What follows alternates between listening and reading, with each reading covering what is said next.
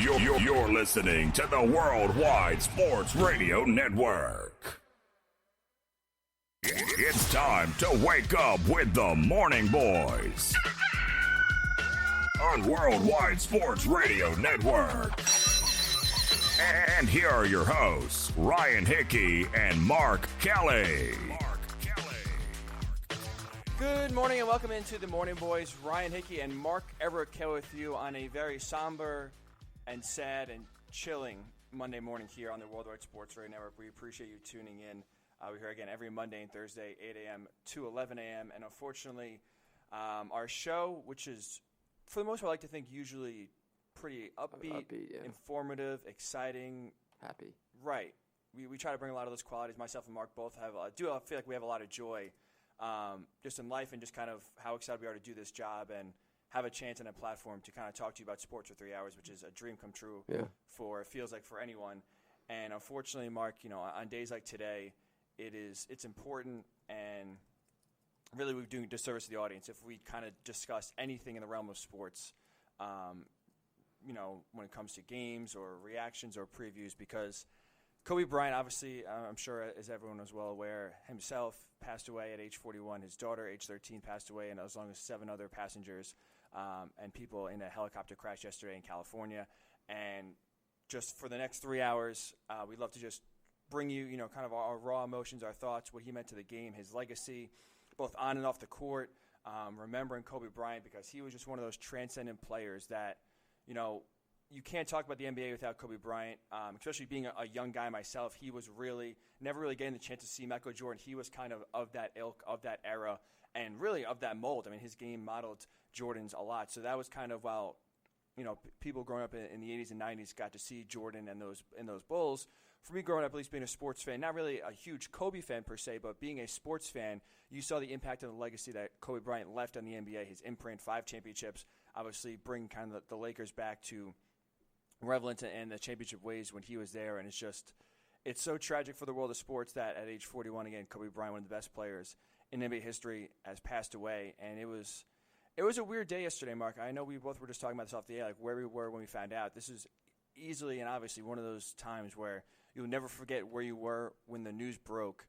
And it's just something that almost 24 hours later, still, it's very hard to comprehend. But we'll try our best. And really, I would love, obviously we don't take too many phone calls on this show. Obviously, we know you're busy with work and life and kind of getting, into the daily swing, especially in the morning, especially on a Monday morning. Obviously, you have a lot bigger and better priorities than to give us a call for a few minutes here and kind of talk. But there is no bigger priority today. Love to get your perspective on Kobe Bryant, what kind of, his legacy, what it meant to you, what it was like watching him, play and his impact on the game. So if you want to give us a call, 845-478-3272. That's 845-478-3272. Again, I know you're busy. If you want to give us a tweet, my handle is at Ryan_Hickey and the number 3. Mark's is at CK Magic Sports, or the Worldwide Sports Radio Twitter handle at WWSRN_radio. It's WWSRN_radio. Love to even just, if take a minute or two just to tweet us your thoughts and your memories of Kobe. We'll try to parse those out and read those on the air. Again, as the 3 hours go on, but 3 hours, 8 o'clock to 11 o'clock, will be all dedicated to Kobe, his memory, his legacy. Remembering the best moments about him. We'll have Gerald Brown from Sirius XM NBA Radio join us at the top of the next hour, 9 a.m. on the East Coast to kind of, again, someone who's covered the league, who's a part of the league, to kind of give us his thoughts on what it meant, covering Kobe, what it was like to watch a league with Kobe so heavily involved, and, again, his impact now since he's retired on the game of basketball, because he's still in the limelight, having a big global impact on the sport of basketball and the growth of basketball as we know it. So, and Mark, what are your initial thoughts? I mean, it was a shock. I was in the museum yesterday. I actually saw the exhibit. Person that was on our show on Thursday, Neil Schur. He had an exhibit at the. I can't remember the name of the place. At the Jewel Mansion. I forget. Jamel Mansion in Manhattan. In Washington Heights. Yeah, it was beautifully positioned right along the river. So it was an ideal position for the troops for the American Revolution when that house was built. It dates all the way back to the 1750s, and had people like Alexander Hamilton, George Washington, and Ben Franklin. All those people had stayed there at one point. So it was a lesson in history, American history as well, and the exhibit that he put together was amazing. And then we found out that Kobe died, and it was, look, there aren't many things that compare to that. I was at ESPN when Reggie White died, and I remember telling Ryan, Mike Golick, who played with him with Philadelphia, just broke down right on the set. I was at ESPN when, who else did I just say that died earlier? Jerome Brown? Well, Jerome Brown was in the early 90s, yeah. But no, I wasn't there then. There was somebody else. Yeah. See, this is chemo brain. I'm blanking on. Yeah, anyway. But look, there are guys that passed away in their careers before. I know Malik Sealy died in a car crash. Bobby Phills died in a car crash. Thurman Munson. I was only 5 years old when that happened, so I don't remember the impact. Roberto Clemente died actually delivering supplies to his native country on New Year's Eve. So many people, wonderful people, gave their lives for doing things more important than them. What really kind of breaks my heart here is that Kobe was with his daughter, and Kobe's lived a full life. I think Kobe would gladly trade his life for his daughters any day. But I think the fact that she died along with him is what makes this very sad. Kobe's done a million things. He's accomplished a million things, 41 years old. I don't think he had any regrets. But when I think of his little girl, that really breaks my heart. That's what makes, and then all the other people, too, that are not considered, I guess, maybe as important, and they kind of get thrown into the story, but each life is important. I was telling Ryan yesterday, before I went to the mansion, I visited someone I kind of lost touch with that was at Cornell, and I got there about a half hour too late, and he had died. And that, to me, was devastating, not as devastating as, to other people that are much closer to him, but anytime you lose somebody that you knew and were friends with, and time kind of got away from you, it's just so important that you really tell people that are close to you that you love how much they mean to you, and don't wait, and don't make an excuse because of the weather like I did on Saturday and I went missing. I felt compelled to go pray for him, and because I had been through a lot of things he did, and I was late, and I feel very, very bad about that. But more than that, I feel for his family and for his wife. And then again, you hear other news that just remind you how human you are, and none of us are guaranteed tomorrow, and none of us are guaranteed another second of life. So just to appreciate and take advantage of the things that God gives you, and be grateful for all the blessings and people you have in your life. Yeah, no, you said that perfectly, Mark. And like I said, it's a very tough day for you yesterday in more ways than one. You mentioned, obviously Kobe's one of 9 people to unfortunately pass away in this helicopter crash. John Altobelli, Orange Coast College baseball coach, very, very successful community college baseball coach out there in California. We'll get to discuss him as well because he has a unique connection to the Mets. But he, unfortunately, along with his wife and his daughter, who was teammates with Kobe's daughter Gianna, unfortunately, were also on that helicopter crash. And they, again, were just a few of the 9 people to unfortunately pass away yesterday. But, Mark, you said it right, Mark. It's just, you look at, just from a straight-up basketball perspective, it's devastating loss. But to your point, too, when you look at just the ramifications outside of basketball, when it comes to, like you said, now Kobe leaves behind 3 daughters. His wife, Vanessa, obviously now is not only raising her kids without a husband and a father, but also without one of her daughters as well. It's just heartbreaking on so many levels. That's why it's so far-reaching just outside of the sports world, just because you have, an impact that goes, again, just touches so many lives, not just here in the United States, but globally as well. Kobe was so well-renowned all over the world. He's one of those, those most famous athletes. And it's a sad day. You just look back, just what he was able to accomplish. It was a rare breed, right? We obviously absolutely. You had Michael Jordan. He was kind of followed in his shoes, and again modeled a lot of his game after him. But 20-year career, 18-time All-Star, just absolutely insane. Won 5 championships, 2 times Final MVP. Ironically, or if you want to say timing-wise, is always kind of ironic. You had LeBron James passing Kobe Bryant to become the 3rd all-time scorer, just 12, 13 hours before Kobe, and unfortunately the plane helicopter crash would happen is now, he finished with 33,000 643 points, and it's time does work in a funny way because, especially obviously yesterday when the news breaks now and you go on social media and a lot of the reaction is kind of posting clips of previous, either interactions with Kobe or previous players talking about his impact on either them as a player or on the game overall. And it was pretty chilling to listen to LeBron James post-game on Saturday night discussing what it meant for him to pass Kobe Bryant and kind of the impact that Kobe had on him as a kid, saying that, he never even thought of going to the NBA straight out of high school was an option until he saw Kobe do it. And Kobe was drafted at 17 years old going to the Lakers. And to kind of have that, could we see LeBron James as he is now, the phenom, and thinking, just everything that he's done talent-wise, he kind of was prepared for. But to hear him talk about he never really thought it even was possible to go to the NBA. He might have was going to go to college until Kobe Bryant kind of broke the barrier that he did going straight from high school to the NBA. And just hearing him talk about, the impact that Kobe had in his life, citing, going to the All-Star game when he was in Philadelphia and Kobe gave him a pair of shoes and kind of talked to him when he was still in high school, and just how that impacted LeBron so much. And it's like a 4-minute answer about, Kobe's impact on LeBron James. And this is a guy that many, when it comes to debates about the all-time best player, it is usually Michael and LeBron, right? Kobe, for the most part, has never been involved in these kind of discussions.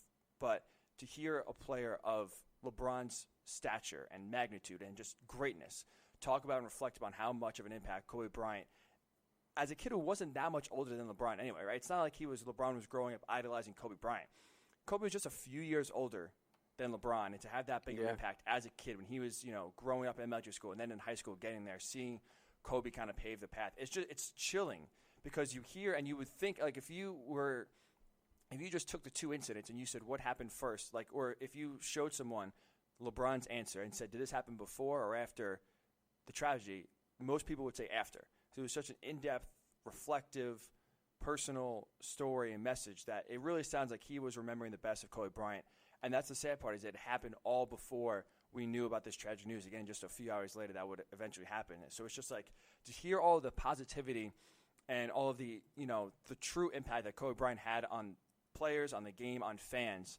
And this is all, clips that we have before even the tragedy happened. So even before you have a reason to be kind of reflective and honest and appreciative, it was at least again, timing-wise,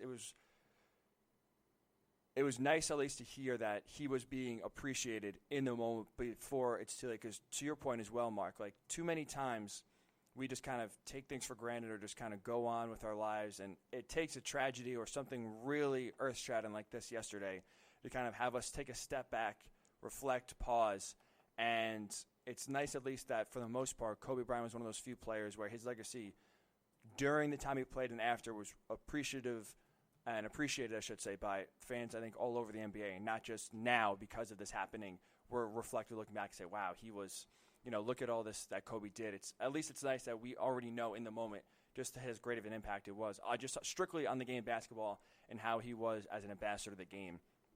It's just kind of, not that things happen for a reason, but it's funny how timing-wise some things can kind of work the way they do. And if you want to believe that, things happen for a reason or God has a plan, I feel like hearing LeBron's answer, again, just hours before the tragedy of Kobe Bryant would be passing away, is just, it's one of those things where I don't think it's not irony working, I would say, or it's not just a coincidence happening in that sense. It was right. It was pretty powerful. It was pretty. It was pretty good stuff there from LeBron James. So we'll take a quick break again. If you want to give us a call, 845-478-3272, talking about Kobe all the way throughout the show. We'd love to hear, your thoughts and how Kobe impacted you, especially if you're younger, like myself, who's 25 years old, really kind of growing up. Kobe was the guy that you kind of watched and mirrored Jordan, and was the closest thing that us who weren't alive for Michael Jordan to watch. He was that kind of guy. So just kind of discussing, your favorite memories of him, his impact, his legacy on the game of basketball. We'll talk about how the NBA can honor him, his kind of legacy overall. And interestingly, so I want to talk about next-wise is just Kobe Bryant, again, yesterday with his tragic passing, it was interesting because we saw something that we normally don't see from society, and it was pretty refreshing. So we're going to talk about how that happened, as well as the Morning Boys, Ryan Hickey, Mark Everett Kelly with you on the Worldwide Sports Radio Network.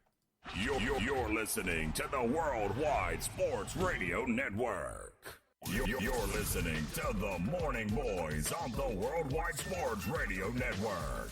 Motion in the building because of Kobe Bryant. You're listening to the Worldwide Sports Radio Network. Favorite Kobe Bryant moment. Do you have a favorite Kobe Bryant moment in your career? Nothing beats getting drafted, and you dream about that moment. You know, it's just, that's the beginning of it all. This kid right here. So we are back here on the Morning Boys. Ryan Hickey and Mark Everett with you. As you can just hear as we come back, that's Kobe Bryant kind of reflecting on his career. His favorite memory was just, what it was like getting drafted. Again, 17 years old, going to the Lakers, really being one of the first, the youngest guy to ever play in the NBA, just kind of a trailblazer for that sense. And then we saw guys like Kevin Garnett, LeBron James follow suit later on. It was he opened doors for a lot of players. And again, we're dedicating the entire show to the remembrance of Kobe Bryant, his legacy, obviously, when he went to the game of basketball, and just trying to mourn the loss and kind of comprehend, hopefully, as we can talk through the next 2.5 hours, just kind of talk through it, because it's still, I think, a shock to a lot of people, including myself. It really hasn't even sunk in yet, despite basically living on Twitter the last 24 hours or so, just kind of always refreshing here, stories, memories, impacts that Kobe had. It's one of those things where you just can't get enough, because he had such a global and important outreach on so many players, teams, fans, lifetimes, that you just really can't put into words just how it meant. Yeah, I think, in looking back at some of the other athletes that I'm thinking of, I know Darryl Kyle. I was working at ESPN. Darryl Kyle died on June 22nd, 2002, and the Cubs and the Cardinals were playing at Wrigley Field, and they had to. I remember Joe Girardi making an announcement to people that, due to a tragedy in the Cardinals family, they had to cancel the games. And Kyle, nobody knew there was anything wrong with him. He just passed away in his sleep because of a strange heart ailment he had. Think of the pitcher we talked about, Skaggs, Tyler Skaggs. Nick Adenhart was another pitcher that died in a car crash, young guy. I think of myself. Magic Johnson was my hero, sports-wise. I wasn't obviously old enough to remember Jackie Robinson. Jackie Robinson died before I was born. But, I grew up with the stories of Jackie Robinson. But Magic was my sports hero. And I was just getting better as far as, I was fighting my own battle when I had cancer. And I was in Sloan Kettering, and I remember I was coming out of the bathroom, and I heard that Magic, he had the AIDS virus, or the virus that causes AIDS. He had HIV. And at that time, everybody thought it was going to be a death sentence. And I remember Larry Bird, Charles Barkley, a lot of NBA players talking about, they just didn't feel like playing. And Magic was as big as Kobe, maybe even bigger. And we were talking about whether or not they should have canceled the games. You see a lot of the reaction the players had. And I know that's something that the players themselves made a point to honor Kobe by the shot clock, by each team not taking a shot, and then even letting an 8-second violation too. All these little things to think of Kobe, and Ryan and I were discussing whether or not they even should have played.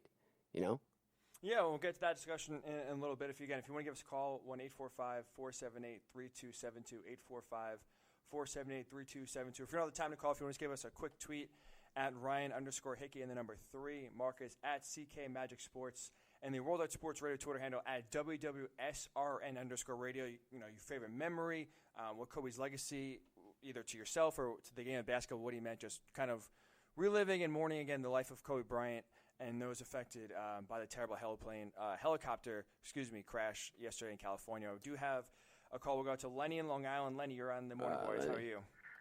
Hey, good morning, guys. Look, there's no doubt Kobe Bryant, a fantastic basketball player, great celebrity. But it's interesting that it's almost that the entire country is in mourning. And really, Kobe Bryant was not a relative, a mother, a father, or anything like that. But here's why.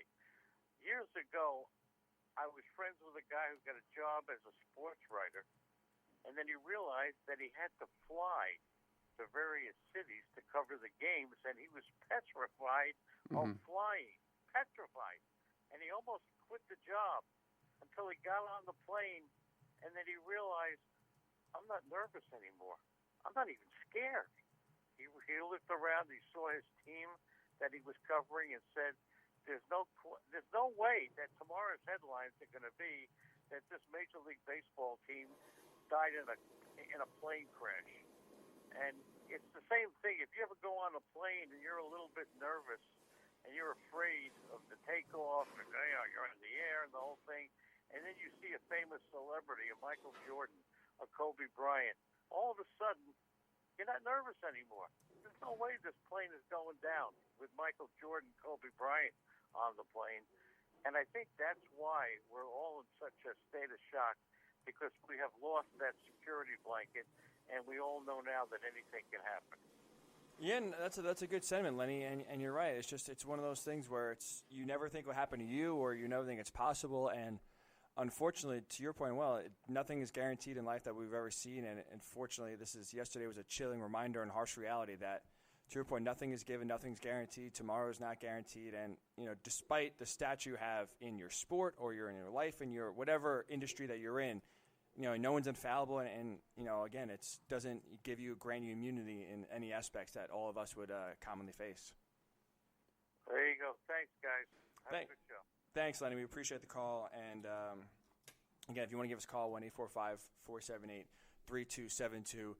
It's interesting, Mark, because to Lenny's point, and I do want to kind of get into this as well. We'll get to whether the NBA should cancel games in a little bit here. But Lenny made a good point that's really interesting. Again, kind of shows the legacy and the impact of Kobe Bryant. Was yesterday, it was an entire country of mourning, right? I know, on social media, that filled up Twitter, Instagram, Facebook. That was all that was talked about. No matter what was going on, the Grammys were on last night. You saw a few references to that, or the Royal Rumble if you're a WWE fan. But mostly, no matter what kind of walk of life you were in, or what kind of industry you were in, or sports fan you were, or not sports fan, it was all about Kobe Bryant. It was all about, again, the tragedy that happened. And you rarely, in this day and age, where we get distracted so easily, we have a million different things being thrown away, we're getting pulled in so many different directions, you rarely kind of see a group of people kind of unite in one kind of thought and one kind of sentiment and one kind of topic. And that's kind of what I saw yesterday on social media, which was just so touching as well and so interesting, because you just see the true impact. Because no matter if you were a sports fan or not,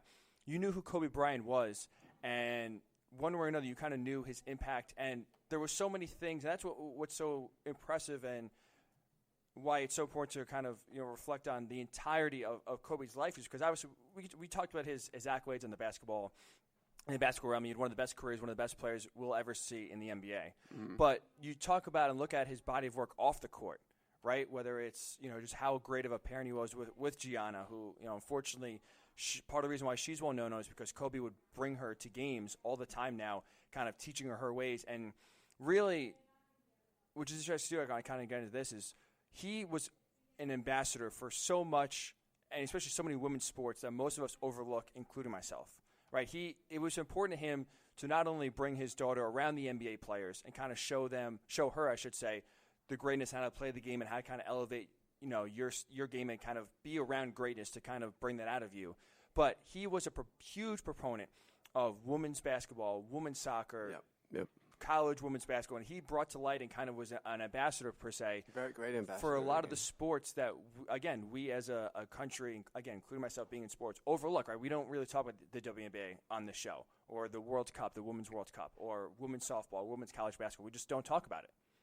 And for him to kind of take the time and just to be genuinely impressed, involved, care about a lot of these women's games that, again, don't get a lot of the attention that the men's sports do. It's just impressive, because he, again, was kind of going against the grain per se, where he fully embraced having a daughter. A lot of people are like, oh, Kobe, got to have a son following your legacy. And he was so proud of his daughter and her accomplishments, and, again, just really tried his best. And that's what's so impressive. At least that's one of the lasting legacies for me personally. And, again, I didn't grow up a big Kobe fan. Obviously, like all of us, we watched and admired what he did on the court. It was impressive, and it was a must-watch anytime he was on national TV. Sort of like LeBron is now, right? Kind of the same equivalent. Anytime a LeBron-led team is on national TV, you're going to watch the game.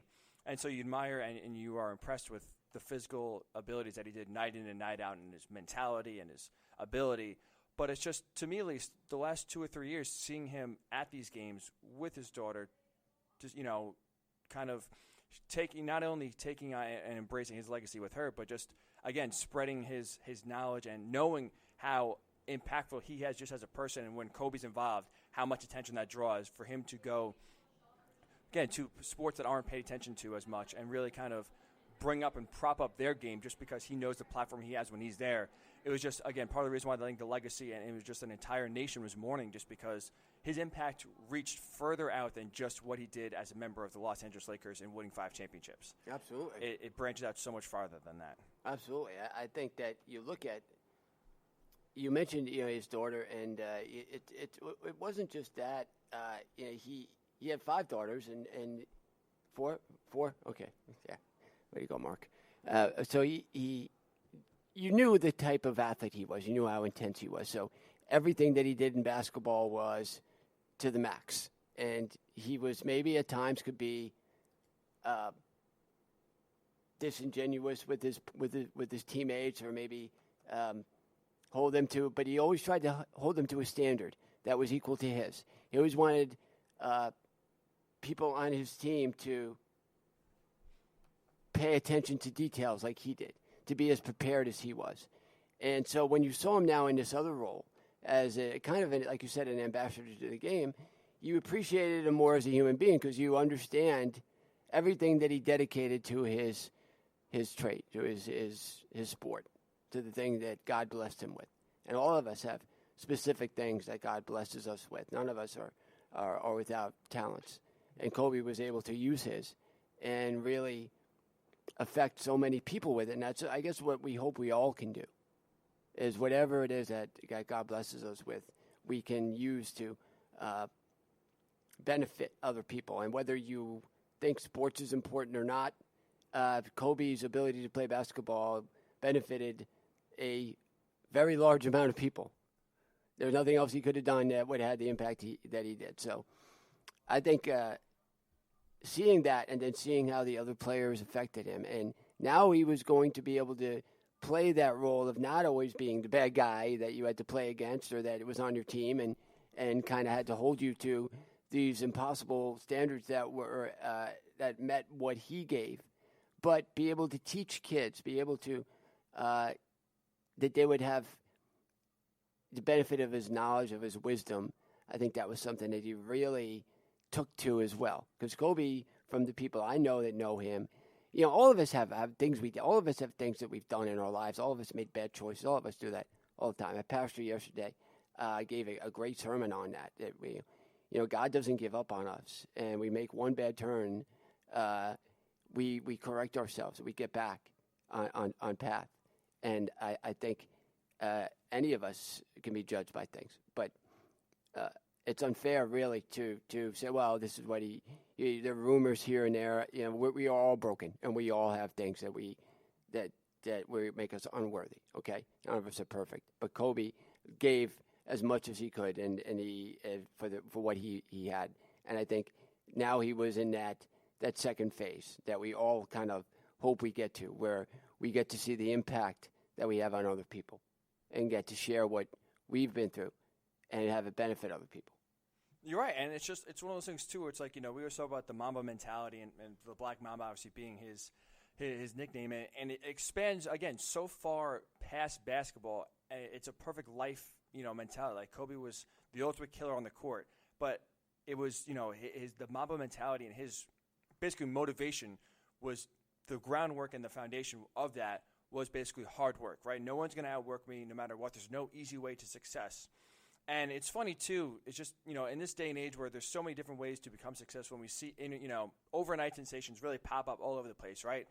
He was one of those guys throughout his entire career would do it the hard way. He would practice late. He would practice early. He would practice before games, after games, push himself extremely hard, and just always kind of have that motivation and that fire for him that no one will outwork him. And the only way to be successful, the only way to be a true great is dedication and working on the grind, working on the craft, constantly being in the gym, shooting before, shooting during, shooting after, and having just kind of that confidence in himself too, right? That's part of also the Mamba mentality. We can make fun of and kind of always point to, at least, he has the most missed shots in NBA history, and you see some of these games where, he's going to keep on shooting if he has not a great night.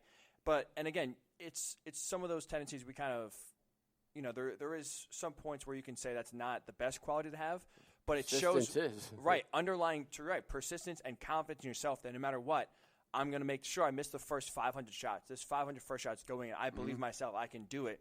And that's why, again, it's the mentality and it's that mindset that can expand so far past basketball, reach all of our lives, and have an impact. And we can truly take that and use that in any walk of life, any aspect, no matter what we do, right? Athletes, non-athletes, sports-related, non-sports-related, because it's just the belief in yourself, the confidence in yourself, and especially having that confidence and belief so young. As a 17-year-old going into the NBA, believing already I'm the best player on this team, I can do this, I can do that.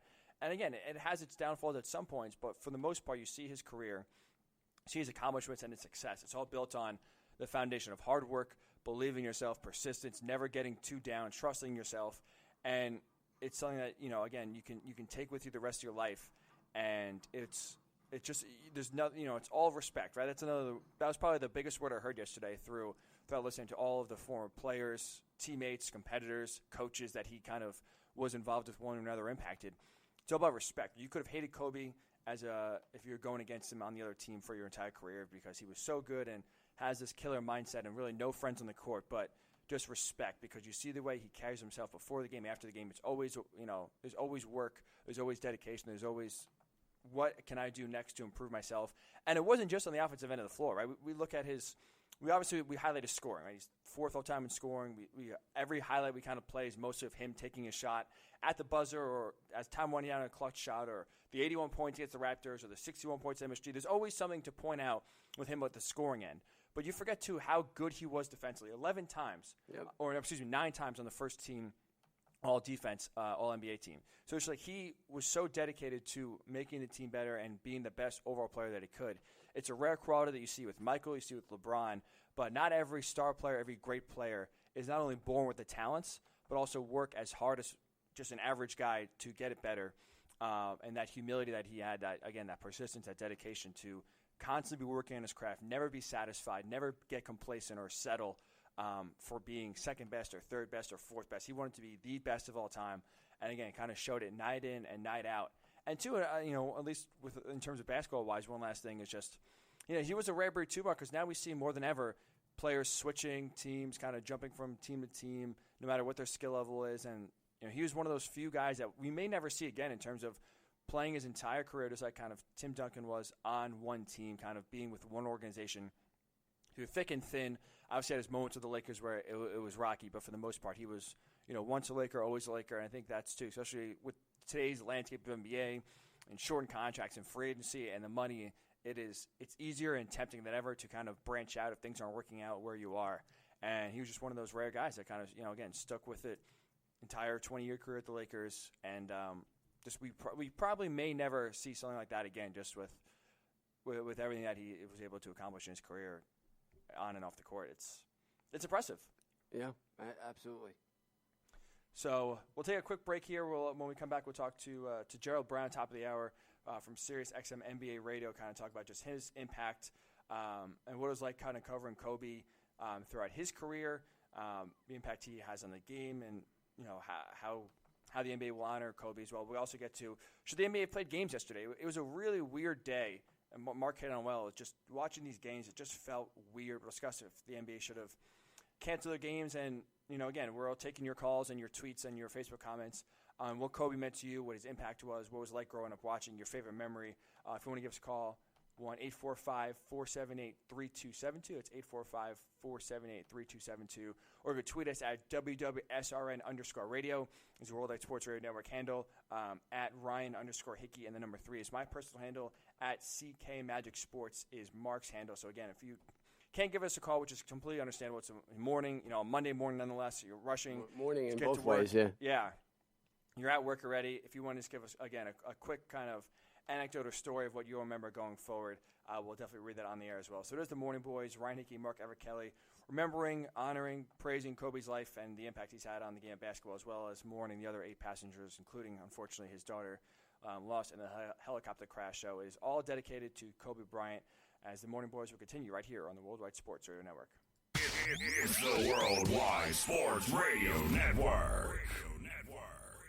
You're listening to the Morning Boys on the Worldwide Sports Radio Network. And we're back here on the Worldwide Sports Radio Network. Ryan Hickey, Mark Everett Kelly with you on the Worldwide Sports Radio Network again, remembering, memorializing Kobe Bryant's unfortunate passing away at the age of 41. Again, he passed away in a helicopter crash yesterday along with his daughter Gianna, who tragically just 13 years old, and 7 other passengers. We'll get to some of those names and memories as well in a little bit here. But if you do want to give us a call, 1-845-478-3272.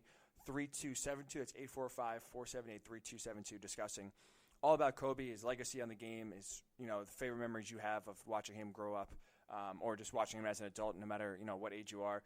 We do have Errol in Long Island on the phone. What's up, Errol? You're on Worldwide Sports Radio Network. What's going on, guys?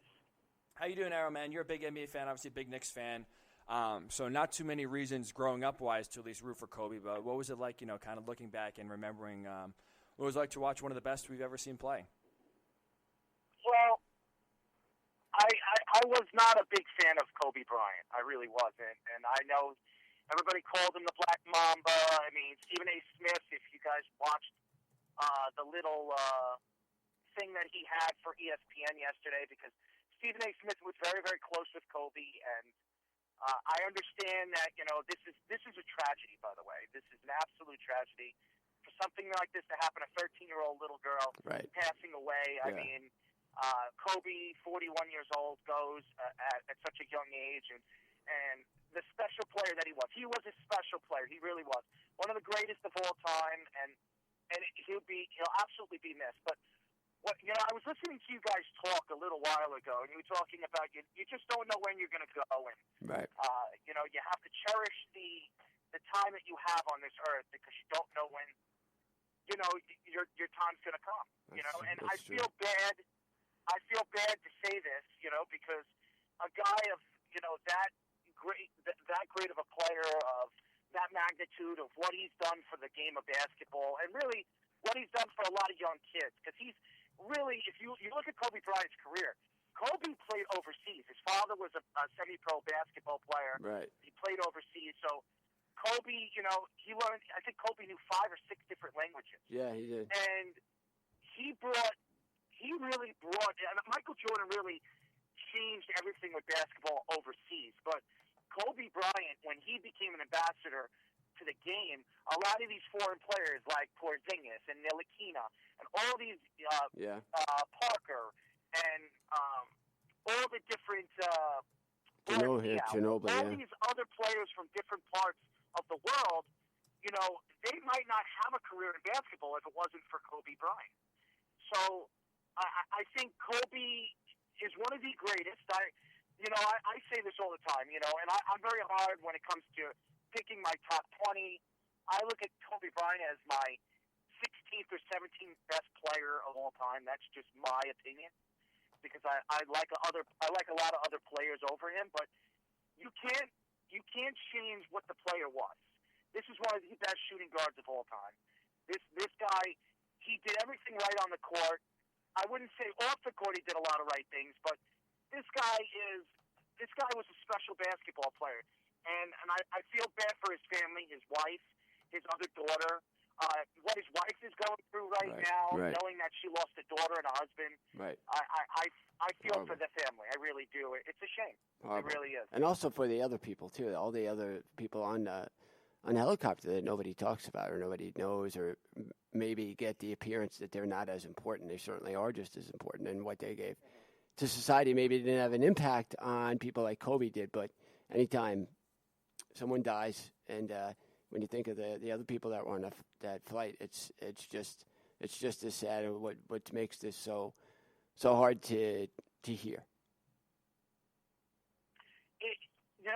Mark, when I look at us as young guys, and we're all young. I mean, even you, Mark, you're in your mid-40s, early 40s. Yeah, even me. Ryan, you're in your mid-20s. I'm in my late 30s. I'm 37. And Kobe was 41 years old. The guy didn't even start his life. Yeah. He just finished his basketball career. LeBron James just broke his points record the day before. He complimented LeBron James in his game after he broke the record on Twitter. It's really a sad situation, and I'm not taking away of Kobe's death not being a tragedy, but there are millions of people that die every single day. Innocent people. Yep. Innocent people. And we have soldiers that fight for us every single day. And That's right. to me, I read all the different posts on social media. And again, I'm not taking a shot at Kobe Bryant and it's, and this tragedy. I'm not. But there are tons and tons of people that die every day. Innocent people around the world. And nobody talks about them. Not because they don't have the money that Kobe did or how rich they are. It's a shame, you know what I mean? Because as much as I respect the man that Kobe was as a player and as an ambassador to the sport, I also look at some of these soldiers that are dying overseas right now, protecting us. And nobody even talks about them, guys. Right. And that, to me, throws me up. There's a lot of good points that I see on social media. Again, it's not taking away from the tragedy of Kobe Bryant. And like I said, he will be missed. He will. I mean, as a player and as a person, because he was a special guy when it came to basketball and how much, he loved the sport and how he liked to be the center stage of where the sport is, just like Michael Jordan was, just like Wilt Chamberlain was, just like, all the different great players, Bill Russell's. And it's a tragedy. I know a lot of people are going to be talking about it. I do believe this is going to take over the week of Super Bowl. I really do. And it's a shame because, first of all, for a person of that magnitude, you have to look at it and you have to talk about it because nobody would have ever expected this to happen. Right. But also, when you look at the game that's coming up in the NFL and in the Super Bowl, you're not even really thinking about it anymore. You're not talking. I don't think anybody's going to be talking about, the first 3 or 4 days in Miami. When I'm there, they're going to be talking about, hey, you know what? I'm going to talk about the Super Bowl. No, everybody's going to be talking about this because this is a man that really changed the sport of basketball. And unfortunately, his life went. And what really upsets me more than anything, and this is the truth, is the kids that died on that helicopter. Yeah, exactly.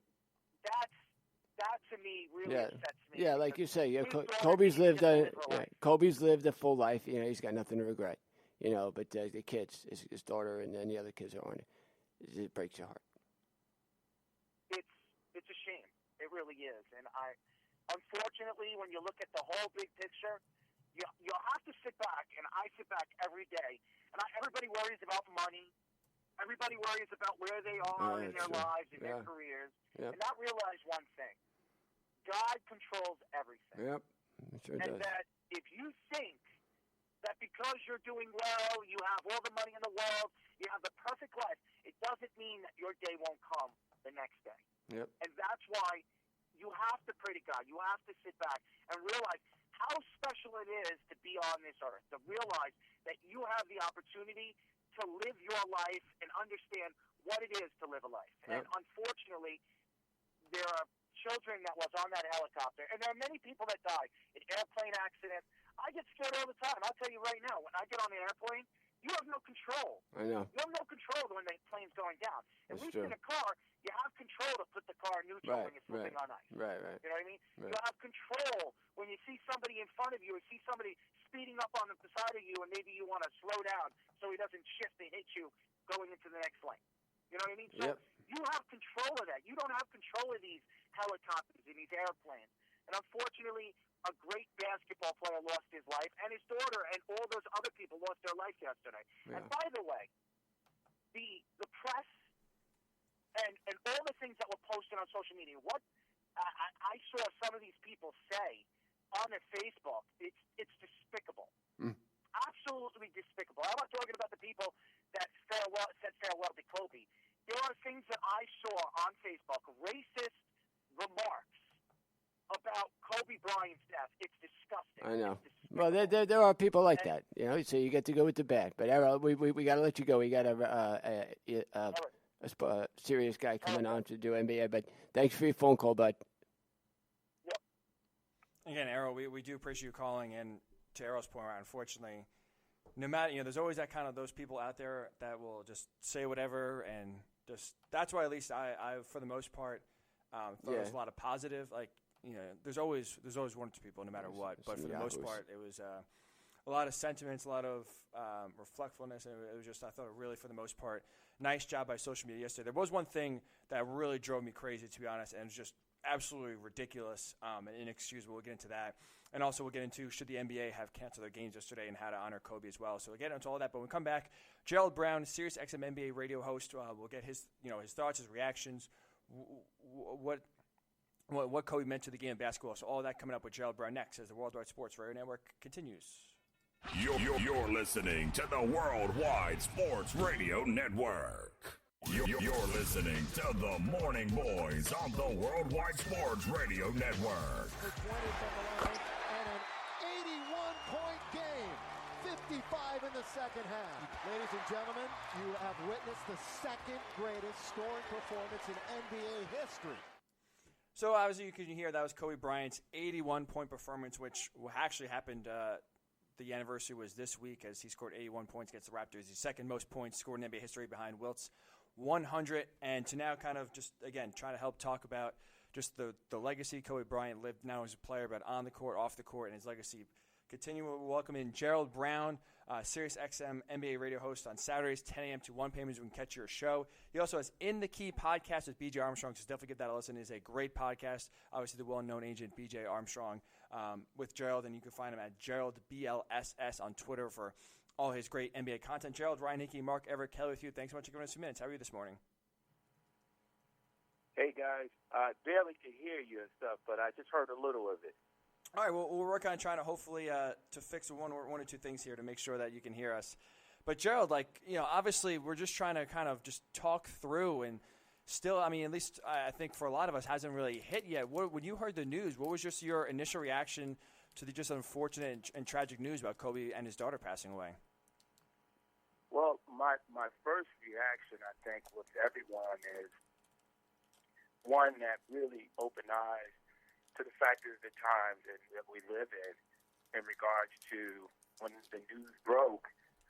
It was first on Twitter, and I had somebody text it to me, and I kind of at first dismissed it because I thought that clearly this was something that possibly somebody was making a hideous joke. After the fact is that just less than 24 hours.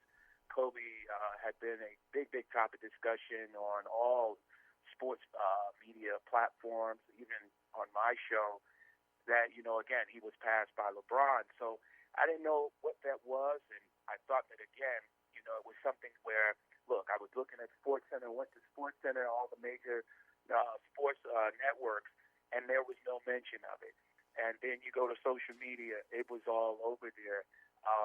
It was one that, again, it just really opened the eyes. The fact of the matter is how fast news travels via social media.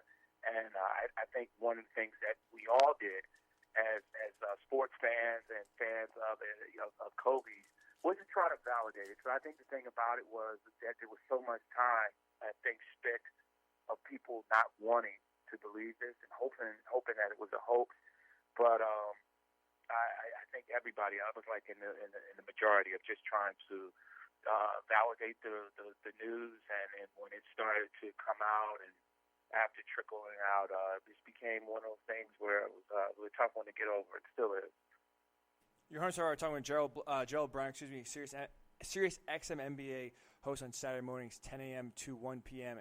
And Gerald, your hosts are right. It's like, TMZ is the first source that has this, and you're just hoping and praying that it's not true, that it's unfortunate, like, to your point, just a sick joke or a really bad hoax, that someone of this stature just could never, ever have a tragedy like this happen. And to your point, it was very sad once the news starts to get confirmed and you see reliable, trusted sources really coming out and breaking the sad news. But one thing I thought that, at least coming out of that yesterday, and just kind of, again, being on social media and Twitter, especially almost all day yesterday since the news broke, I thought one of the nice touches, at least, and one of the positive aspects of just a society as a whole, was kind of everyone coming together and almost group mourning on social media, posting their favorite memories, different ways that Kobe impacted not just the game as a fan or a fan of the Lakers per se, but just the stuff he would do off the court and how he impacted and taking time to help kids and kind of mentor them and just kind of going out of his way to make sure that whatever you can do to kind of brighten someone's day, he would have an impact on that. And I was just kind of wondering, what are your thoughts, or is there one thing that sticks out in your mind that kind of rises above the rest when it comes to just Kobe's legacy, just overall in his life with the game of basketball that kind of, always jumps out to you, like to either remember or point to or relive? Because at least that was one of the benefits I saw yesterday, was all these stories and positivity coming out upon hearing about the news.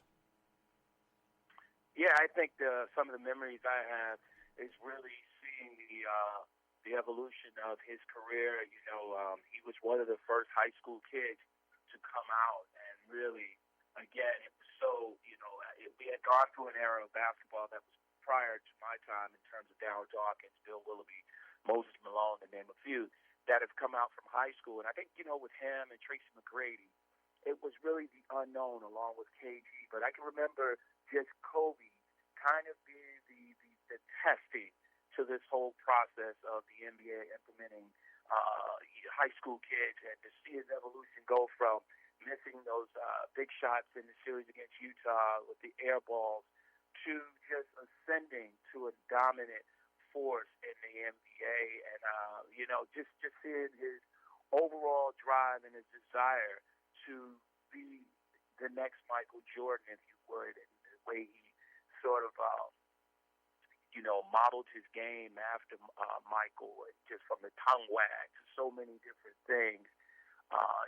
You grew to be able to say, if he was facing your team, you didn't like him. But, again, if he wasn't facing your team, you really appreciated his hard work, his effort. And, he was just synonymous with winning. Yeah, 100%. We're talking with Gerald Brown, again, SiriusXM NBA host, and also host of In the Key podcast with BJ Armstrong. So, Gerald, I'm just kind of curious, because obviously the news breaks around mid-afternoon, morning in LA on the West Coast, and you have a game with the Nuggets and Rockets about an hour later, and I think there's a lot of uncertainty going on about, will the games continue? Should they continue? You see, obviously, a lot of players upset throughout the day, doing different sort of tributes to honor Kobe, whether it's a 24-second shot clock violation or the 8-second backcourt violation, or you got guys like Trae Young coming out wearing the number 8 to start the game. Do you think it was a better that the NBA did play the games and thus the teams got to honor Kobe in these different ways, or would you have rather seen the NBA maybe just cancel games, use that as a Remembrance Day for Kobe, and just kind of at least let the players and the coaches, because you saw a lot of them, at least the coaches pregame, and a lot of the players that spoke after the game, just very shaken up and very emotional, and it was tough for them to focus. What were your thoughts about how the NBA handled at least the schedule of playing the games? I think that one of the things is that, and hearing the portion of what you were saying, is the fact is that when it happened, and I think the thing is to try to process, and as I said before, we all went through that process. I called out to LA, and I called out to BJ Armstrong, trying to get some type of, stamp of, is this true, is this true, is this true? And I think in the midst of all of that, one thing we can say is that, people can point the finger and say, hey, the NBA should have not played any of their games, and it was wrong, and all this stuff. But I think that in a weird way, when it happened, and then the time, as I said before, to process it, it was such a short period of time that I don't know if there was enough time to sort of pull things together and say, we're not going to play these games. We're not going to do it. It had an impact, and I think that we're all still healing or trying to process it, and then it's going to be the healing part and of the process. But I think that clearly we got to be clear about this. The fact is that, in several former players that I've talked to, the biggest thing is they said that this is a tough one. Keep in mind, New Year's Day, we got the news that we lost the former commissioner, David Stern, right. And that was a tough one there. And then to come behind that and just really now hearing his name mentioned, so prominent, less than 24 hours, and then to get the news that he passed away, along with his daughter and the 7 other individuals in that helicopter, it's like a fog. So I don't blame the NBA at all for continuing to play the game. I just think it's, sports in general, I think right now is perhaps maybe in a weird place. How do you handle this because of the impact? And I think that more than ever, it might have been therapeutic for people to be able to go out there and play and share their thoughts and memories and stuff like that because, it's still fresh. And it's going to be this way for a while. I think it's going to be this way for a while. So I have no qualms at all about the NBA continuing to play games. Hey, Gerald, it's Mark Everett Kelly. Thank you so much for joining us today. I know this is a sad day for all of us. I can relate it. I'm a little bit older than Ryan, so I was very young when John Lennon died. I remember the kind of how everyone reacted, and they went to the spot where he was killed right outside of his home in New York City. So you saw people gathering at the site, right outside of the site, and people trying to get there. And you obviously were there when Magic had his announcement. And people like Bobby Phills and Malik Sealy had died as well as in car crashes. B.J. Armstrong is someone you do a show with. What was B.J.'s take on it as far as in playing with Jordan, the impact that Kobe had in that part of the NBA world, having that Michael Jordan type of impact? Well, I think B.J.'s. At first when I called him and, I was asking him, he said his phone was blowing up and, I transitioned to just say, hey, man, I dismissed it as a hoax. And then I think, he called me back and you could see that it was starting to set in and the emotions. And I think that, all sports fans and even parents, with him taking his children to the game, his daughter to the game, and taking the other families and stuff to the game, that hit hard. And, I think, BJ, along with everyone, has great admiration and respect for Kobe and, saw him as sort of the Michael Jordan 2.0 and seeing his impact on the game. I just want to follow up and say one thing that, I do know that in this time, it's unfortunate that the society that we live in, that people out there find moments to try to have shock, impact of shock and shock video. I just have to say that I think it's so egregious. Absolutely. And not even human. The videos of people putting up of the helicopter and all that stuff. And I hope and pray that some of these platforms, social media, and all the other video websites don't even put that up because I think that is so hideous of a human being, and I wouldn't even call him a human. Right. To be able to celebrate some nonsense like that, and I hope that people, of a higher place will not put those images on their platform. Yeah, sadly, that's the world we live in. I mean, as much as social media can bring people together, it also opens up the door for any hack with a camera or an iPhone to take a video and post it and get 500,000 views on YouTube or Twitter or Instagram. And that's one of the danger things we live in. But following the NBA like you have, and having your show on Sirius, and you've been around for a while, and you've covered a lot of different events. How was Kobe? Did you see him with his interactions with some of these younger players? I know as he was stepping into that role of ambassador, how much do you think these younger players really, not of course everybody looked up to him, but really valued and were looking forward and kind of established relationships? Are there any other young players that you noticed that really took to Kobe? Well, I think that it's an era of these young players. He is their Michael Jordan, whereas to my group it was Michael Jordan was ours, and then the ones that came before that was Dr. J. So I think that his connection had become increasingly stronger in this process of time with this generation of basketball players, and I think it was very, very great to see Kobe kind of evolve. As I said earlier, him coming into the league as a young player, 17, 18 years of age, and having to be thrust into a major sports market in L.A., and you've seen the struggles. And I think throughout the course of his career, you had some comments and people said he wasn't a great teammate. We dismissed some of the behaviors and said, although they won, this was okay. But I think that kind of towards the tail end of his career, even into the post-NBA career, you saw the maturation process of Kobe Bryant, allowing people to sort of open up and get to know Kobe Bryant, from the stuff that he started to do on the media side in terms of, breaking down film and talking about great players or young players and stuff like that. And then, stepping into this realm of entertainment.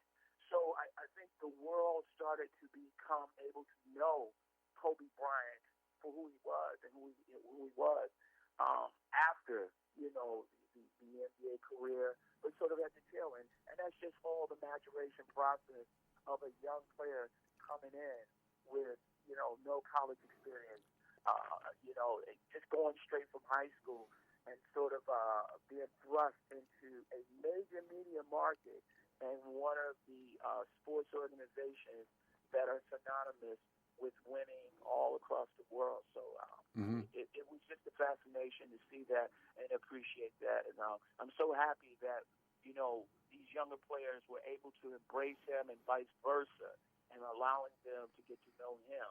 It's been truly, truly a blessing. Well, I mean, you had stated that he came up. His father played with the 76ers. And I know Julius Erving was one that always would comment on that young whippersnapper running around the locker room. And he had Dr. J was his first idol, and then obviously Jordan became. And he was really he had so many of Michael's mannerisms, whether it's the way he talked or how he just would walk. So much of his game reminded me of Michael's. But I was at ESPN when he had that whole. There was that allegation, and there was the trial that he had in the early 2004 when he was accused of something, and how much attention that got. And you saw the effect it had on his marriage and on his relationship with his wife. And how do you think Kobe, got over that and learned from that and really started to value and understand how players are always in the spotlight and they're always going to be susceptible to things if their judgment is off just a little bit, because we are all, fall short in everything. All of us none of us live perfect lives. We all hope that we can get the chance to be redeemed. So how do you think he learned from some of those experiences? Well, I think that he learned from it, and I think that was all a part of his maturation process, and seeing, that incident and how it played out. And I think that more than ever, basketball was sort of the saving grace for him, where he had spoke several times about how, he was able to lock in and block everything out. And then for that short period of time playing basketball, that everything felt good. Everything was okay. And just to go through that process, I think, again, to put himself in that situation was terribly, wrong. And, to have that transpire. But I think that, outside of that, it all lent to this process of becoming what he is and what he always be remembered as a great basketball player, a young man that grew up in front of, our eyes and became a member and a sort of citizen and adopted by the city of L.A. As a Laker and stuff. So, it was just one of those things where, you saw his evolution continue to develop and play out. We're talking with Gerald Brown, Sirius XM NBA radio host. His show's on Saturdays, 10 a.m. to 1 p.m. on the East Coast. And again, In the Key podcast with B.J. Armstrong, host as well. You can find Gerald at GeraldBLSS on Twitter. A ton of great stuff from Gerald. We'll wrap up and finish up with this one then, Gerald. We saw yesterday the Mavericks and Mark Cuban come out and say no other player in Mavericks history now will wear the number 24 going forward. How would you, or what would you like to see the NBA do in ways in terms of honoring Kobe Bryant? Is there one thing that you hope, league-wide maybe, that everyone could do to make sure that the legacy of Kobe, not that it'll ever be forgotten, but, it's truly in the forefront for the impact he had on the game and on the league. Is there one thing that you would want to see the NBA do in terms of honoring Kobe? It's interesting because it's funny you say that, and I think that, Mark Cuban and, just really such a forward thinker in terms of the sports owner here. I don't know. I just think that the biggest thing is, I would imagine that you will see the Lakers expedite the process to have a statue erected in honor of Kobe. I think that the biggest thing now is, as I said before, this wound is so raw and it's still new. I think, it's going to take some time to process everything, and I would hate to see the league rush to do something. I think the best thing to do right now is continue the tributes and the way that teams and players would like to honor him. I do believe that this is something that's going to be able to pick up, and maybe there's something that Adam Silver and the great individuals in that NBA front office, in the NBA offices will do. Keep in mind, he was assured to be inducted into the Hall of Fame, the Basketball Hall of Fame this summer, and to have this happen, it's just, I think the biggest thing is, the NBA will get this right, and will it be honoring him by retiring the 24? I don't know if that's the right thing. I think the biggest thing is, like I said before, is once it's processed and the healing can begin, I'm sure the NBA, led by Adam Silver, will definitely come up with a special way to honor Kobe Bryant. And I think that all the teams, specifically the Lakers, first thing will be to erect a statue in his honor and his memory. And I'm sure that the league will get it right. Gerald Bryan, you can listen to him on Sirius XM, NBA Radio every Saturday, 10 a.m. to 1 p.m. on the East Coast, and also the host of In the Key podcast with B.J. Armstrong. And please give this man a follow at Gerald, BLSS. Gerald, we really appreciate you being so gracious with your time. Thank you so much for giving us a few minutes to come on the show here. And just on a tough day and a tough subject, we really appreciate you giving us a few minutes here and giving us your thoughts. Yeah, thank you very much, Gerald. Okay, my pleasure, guys. Enjoy today. And Gerald Brown, just someone who, especially as a host at Sirius XM NBA Radio, they have great access to the league, especially. It's almost a partnership with that channel. So they have phenomenal access that most other media outlets will not usually get. So just to kind of, have someone from that area expertise with the intel that Gerald has, it was great to hear because, as you said, Kobe touches so many lives in so many different ways. It's kind of nice to hear someone who's ingrained with the sport and with the league itself to kind of get his reflection. So we'll talk about a few things, react to what Gerald said, as well as, he had no problem with the NBA playing the games yesterday. So we'll discuss that when we come back as well, and how we would honor, or how the NBA should honor, Kobe Bryant as well as the Morning Boys. Halfway through on this Monday morning, again, remembering the loss and tragic accident of Kobe Bryant and his daughter and 7 other passengers passing away in a helicopter crash. If you do want to give us a call and kind of reflect and give your thoughts on what Kobe meant to you or meant to the game of basketball, his legacy on the court, off the court, 845-478-3272, 845-478-3272. Or if you want to fire off a quick tweet, our network handle is at WWSRN_radio. Personal handle, Ryan_Hickey, and the number 3. Mark is at CK Magic Sports. So if you don't have time to call, you just want to pop off a quick thought or a quick tweet, send it to us. Either of those 3 handles, we'll read those tweets on the air, and Facebook as well. If you search the Worldwide Sports Radio Network, where our show is broadcast, if you want to drop a comment below on the show as well, we'll read that as well. So there's the Morning Boys, Ryan Hickey, Mark Everett Kelly with you, going through this tough Monday morning right here on the Worldwide Sports Radio Network. You're listening to the Worldwide Sports Radio Network. You're listening to the Morning Boys on the Worldwide Sports Radio Network. We are back on the Worldwide Sports Radio Network. Ryan Hickey and Mark Everett Kelly with you, just having a full show dedicated to remembering and the legacy of Kobe Bryant, his impact in the game of basketball, his impact outside of the game of basketball, just in common life, expanding other horizons, other avenues, just helping people just in daily life. Just you hear some stories now on social media, just how Kobe took time out of his day to just help someone or randomly or assist. So he was very giving and caring with his time. Again, outside of just the game of basketball, you pray for the entire Bryant family to not only lose a father and a husband, but also, unfortunately, their 13-year-old daughter, Gianna, as well, was involved in that helicopter crash, as well as 7 other passengers, as we'll get to as well, because one has a unique connection, at least to the baseball world. So we'll get to that as well. John Altobelli, Orange Coast College baseball head coach out there in California. We'll get to his legacy as well in just a little bit. But, Mark, we just had Gerald Bryant on, just gave some great insight and great thoughts about, how the impact of Kobe affected him and what it was like covering him, watching him, and just Kobe's overall legacy on the game. And one of the questions I thought that was interesting yesterday, as obviously the news is breaking, we're slowly developing an understanding of what actually is going on and then confirming reports that were initially thought that unfortunately Kobe was on this helicopter, actually was his helicopter. That was the one that went down.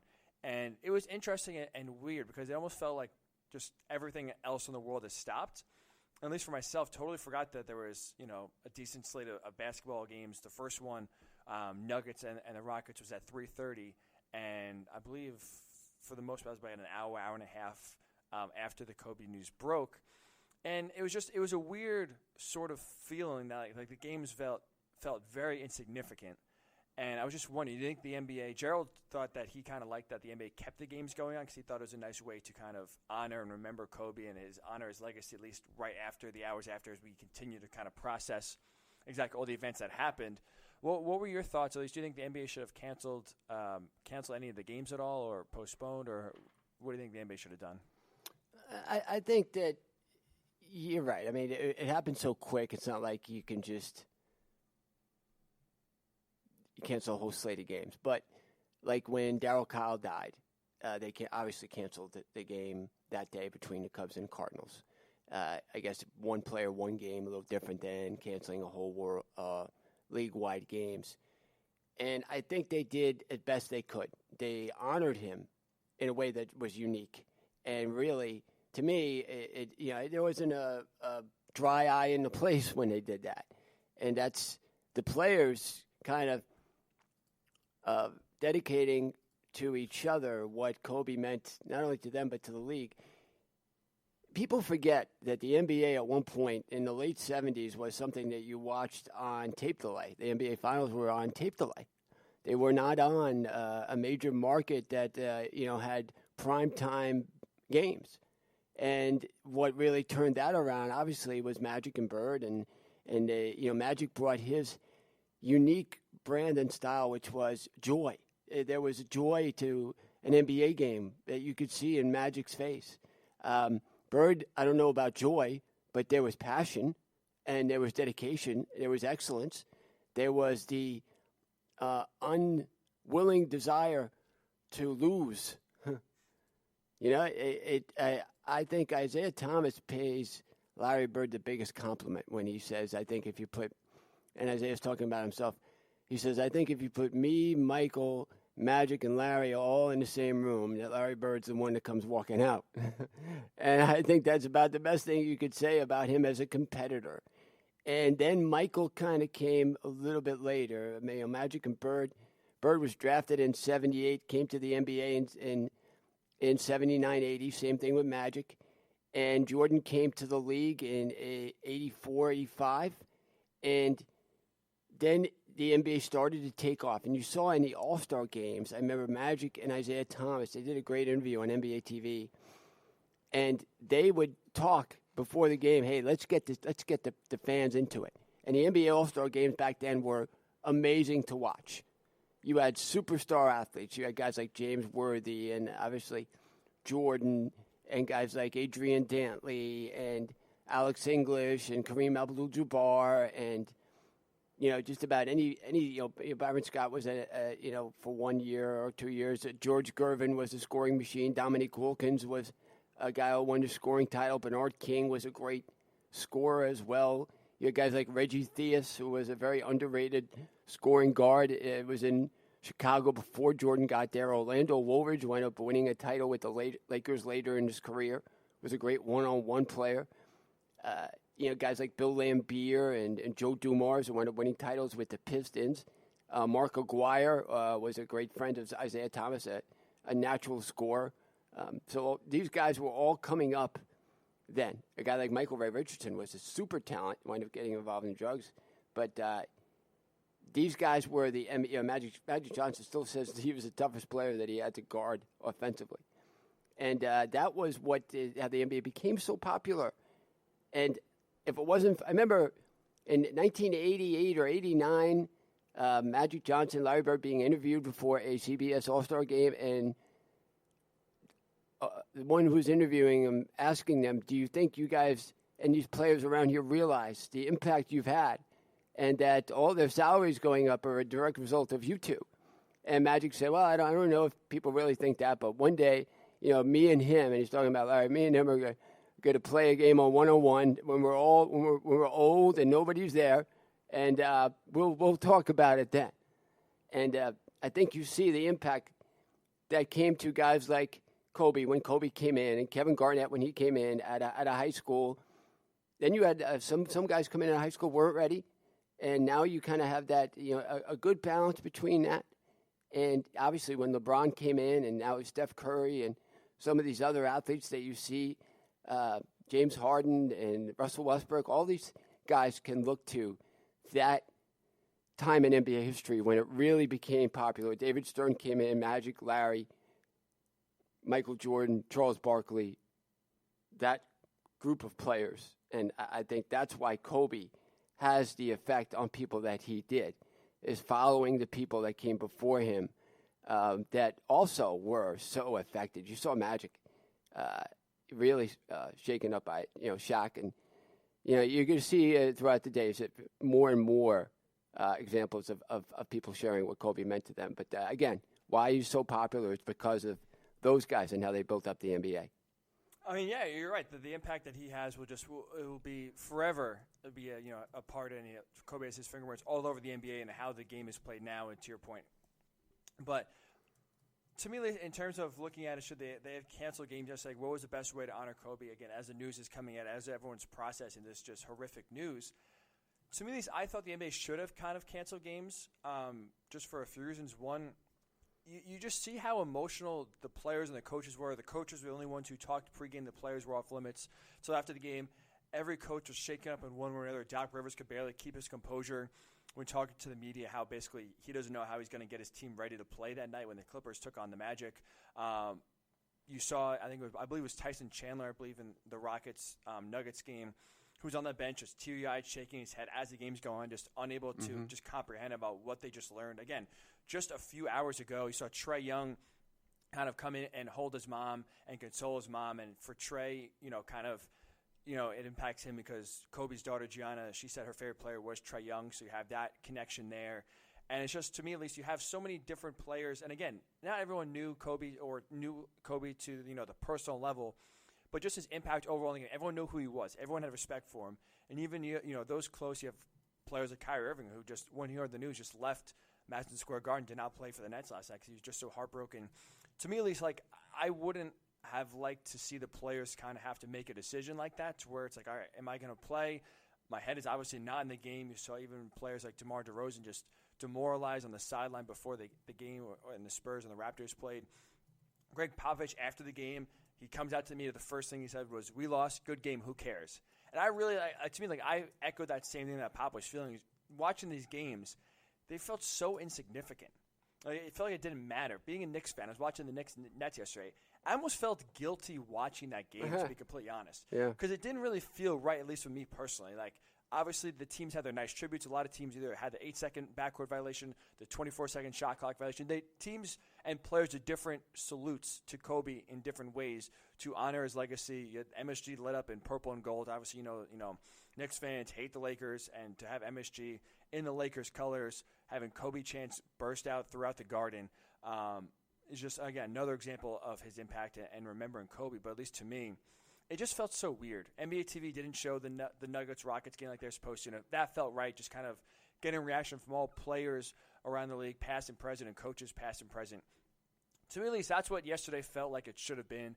And, again, I just felt a guilt that I never felt before really watching a sporting event. Was just like, it doesn't really feel right, doesn't really sit well with me that we're watching games, and it's kind of like life goes on. I get it, but at least to me, with the news just so raw and having such a big impact overall in the game. I thought it would have been nice at least to see that NBA take a day off, just have everyone collectively regroup, understand what's going on, understand the magnitude, and then from there, I'm sure those tributes would have happened whether the games are happening tonight or tomorrow. It just would have been, at least for me, a nice way to not put the players and the coaches in a bad spot who are obviously emotional, obviously distracted, and to have to play a game with that on their conscience. To me, at least, just wasn't fair for any of the coaches or players involved. And I kind of at least relate this in a different way because I've only felt watching a game like it felt weird in one other circumstance, and that was when Marlins pitcher Jose Fernandez unfortunately passed away a few years ago. Yeah. Obviously not, he was a young up-and-coming star. If you're unfamiliar with him, he's just a great pitcher, a very young pitcher that the Marlins really, he gave them some life, a franchise that's been so bad for so long. He was one of the few bright spots as a young pitcher, and obviously has a tragic boating accident. He passes away. The Marlins canceled the game on Sunday.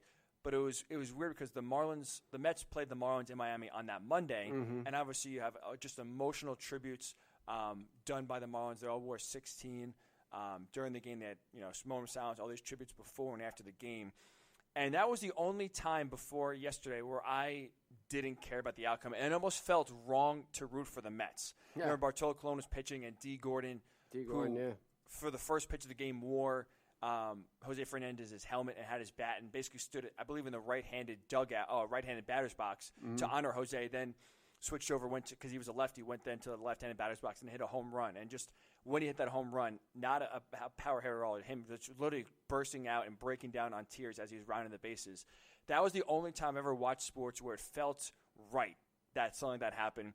And my team, being a huge Mets fan, it felt right that they didn't win that game, that the Marlins were able to have this great moment, honor their fallen teammate, and honor just a hero and a legend so far that was starting to build in Miami again as a young up-and-coming superstar for the Marlins.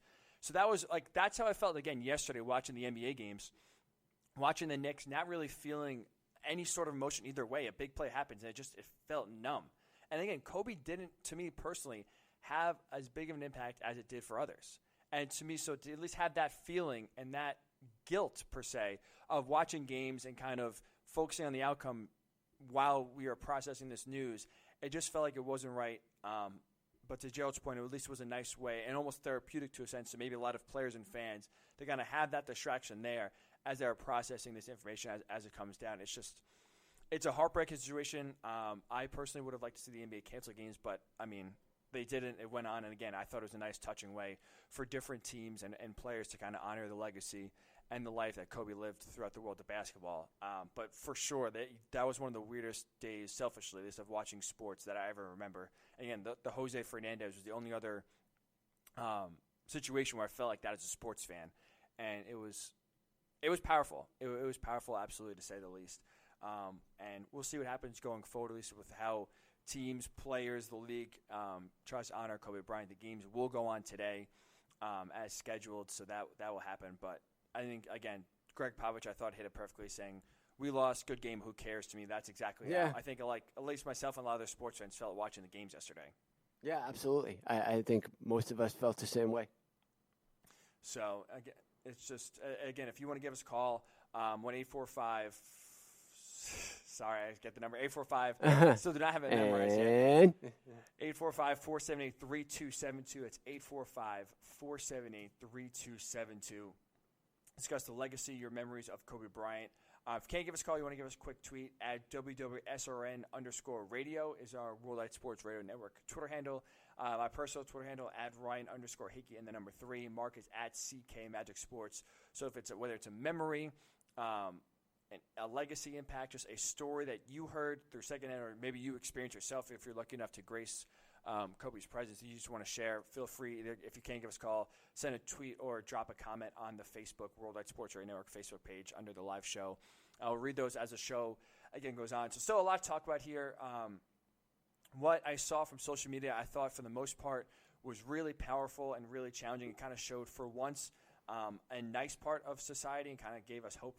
So we'll discuss what that was. There was one aspect that I thought that was just absolutely egregious by far, and kind of really just showed the ugly part of journalism sometimes, and kind of also the world we live in as well. And, you know, our favorite memories of Kobe as well when we come back. As the Morning Boys, Ryan Hickey, Mark Everett Keller with you on the Worldwide Sports Radio Network. It's the Worldwide Sports Radio Network. You're listening to the Morning Boys on the Worldwide Sports Radio Network.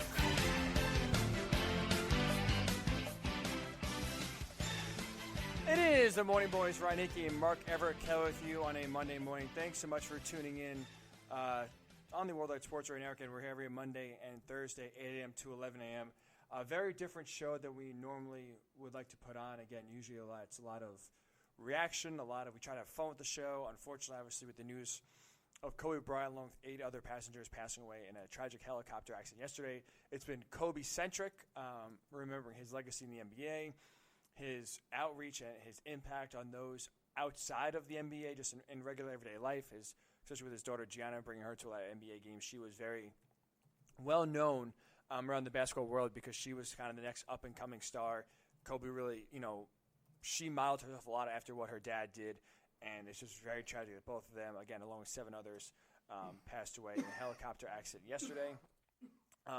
So, we did a lot of reflection on Kobe's impact on the game. If you're listening, we had Gerald Brown on just about an hour ago. He kind of gave us his thoughts from SiriusXM NBA Radio, which is kind of Kobe's impact on the game of basketball, what it was like to work and cover a league with him as a prominent player. If you want to give us your memories, your anything you want to you remember Kobe about, or just kind of any sort of story that kind of how he was part of your life. 845-478-3272. It's 845-478-3272. Or you can tweet us at WWSRN_radio. Is the Worldwide Sports Radio Network Twitter at Ryan_Hickey, and the number 3 is my personal Twitter, Mark at CK Magic Sports. So Mark, obviously we're doing a lot of looking back, a lot of memory, a lot of reminiscing, and just again about mostly Kobe's impact on the game of basketball and those he touched outside of it. What about memories? You want to go down memory lane, just some of again, especially the stuff he accomplished on the court. We can get on everything he accomplished off the court as well in just a little bit here. But on the court, do you have 1 or 2 memories that stick out to you? Again, we're both Knicks fans, so it's not like we grew up diehard Lakers fans or diehard Kobe fans. But he was one of those transcendent guys that no matter what team you rooted for, right? Any of the 30 NBA teams, he still had a big impact on the way you watch basketball and the game of basketball itself. Is there one game or one moment that sticks out to you more than any other of the rest? I know the first one that really comes to mind, obviously, is what the alley-oop that he gave to Shaq in Game 7 against the Blazers. I was at ESPN watching that game, working. That was in the spring of 2000. So I remember that. And at that time, the Lakers weren't the Lakers yet. They had not won an NBA title. There was a huge detriment to Shaq because, it's so funny. When Shaq used to do his interviews, he would say, I won at every level except for the college and NBA. And I'm like, how many levels are there? The 5-year-old level, exactly. You got to count. I don't know what the equivalent of T-ball would be, but like Pee-wee basketball. Pickup ball at the YMCA, I don't really think matters. But I thought that was hysterical. But then, that was Shaq's first title, okay? And if you remember that at all, it was something that the Lakers themselves looked like they were going to blow because they had a 3-1 series lead going back to LA for Game 5, okay? And the Blazers won Game 5 in LA, and then they won Game 6 in Portland, and then they were going back to Game 7 in LA. So back then, winning a 3-1 series when you were down and 2 of the 3 games you had to play on the road was not something that happened at all.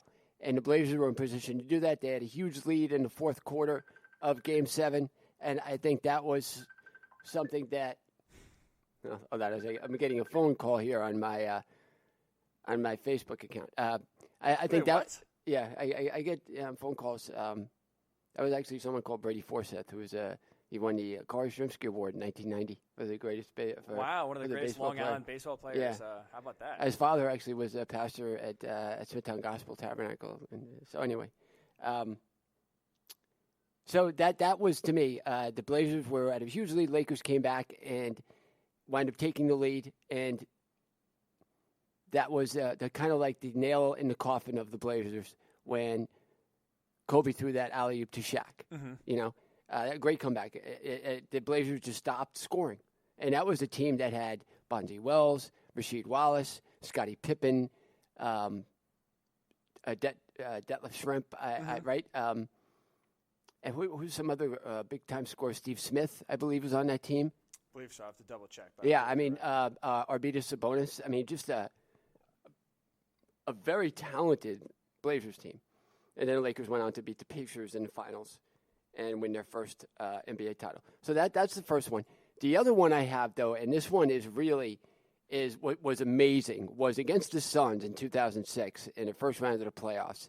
They were down by, I think, 2 points, and the Suns were inbounding the ball. And this was a Suns team that won, like 50-something games with Steve Nash. Yeah, when he won back-to-back MVPs in that. And Stoudemire, I think, yeah. Yep.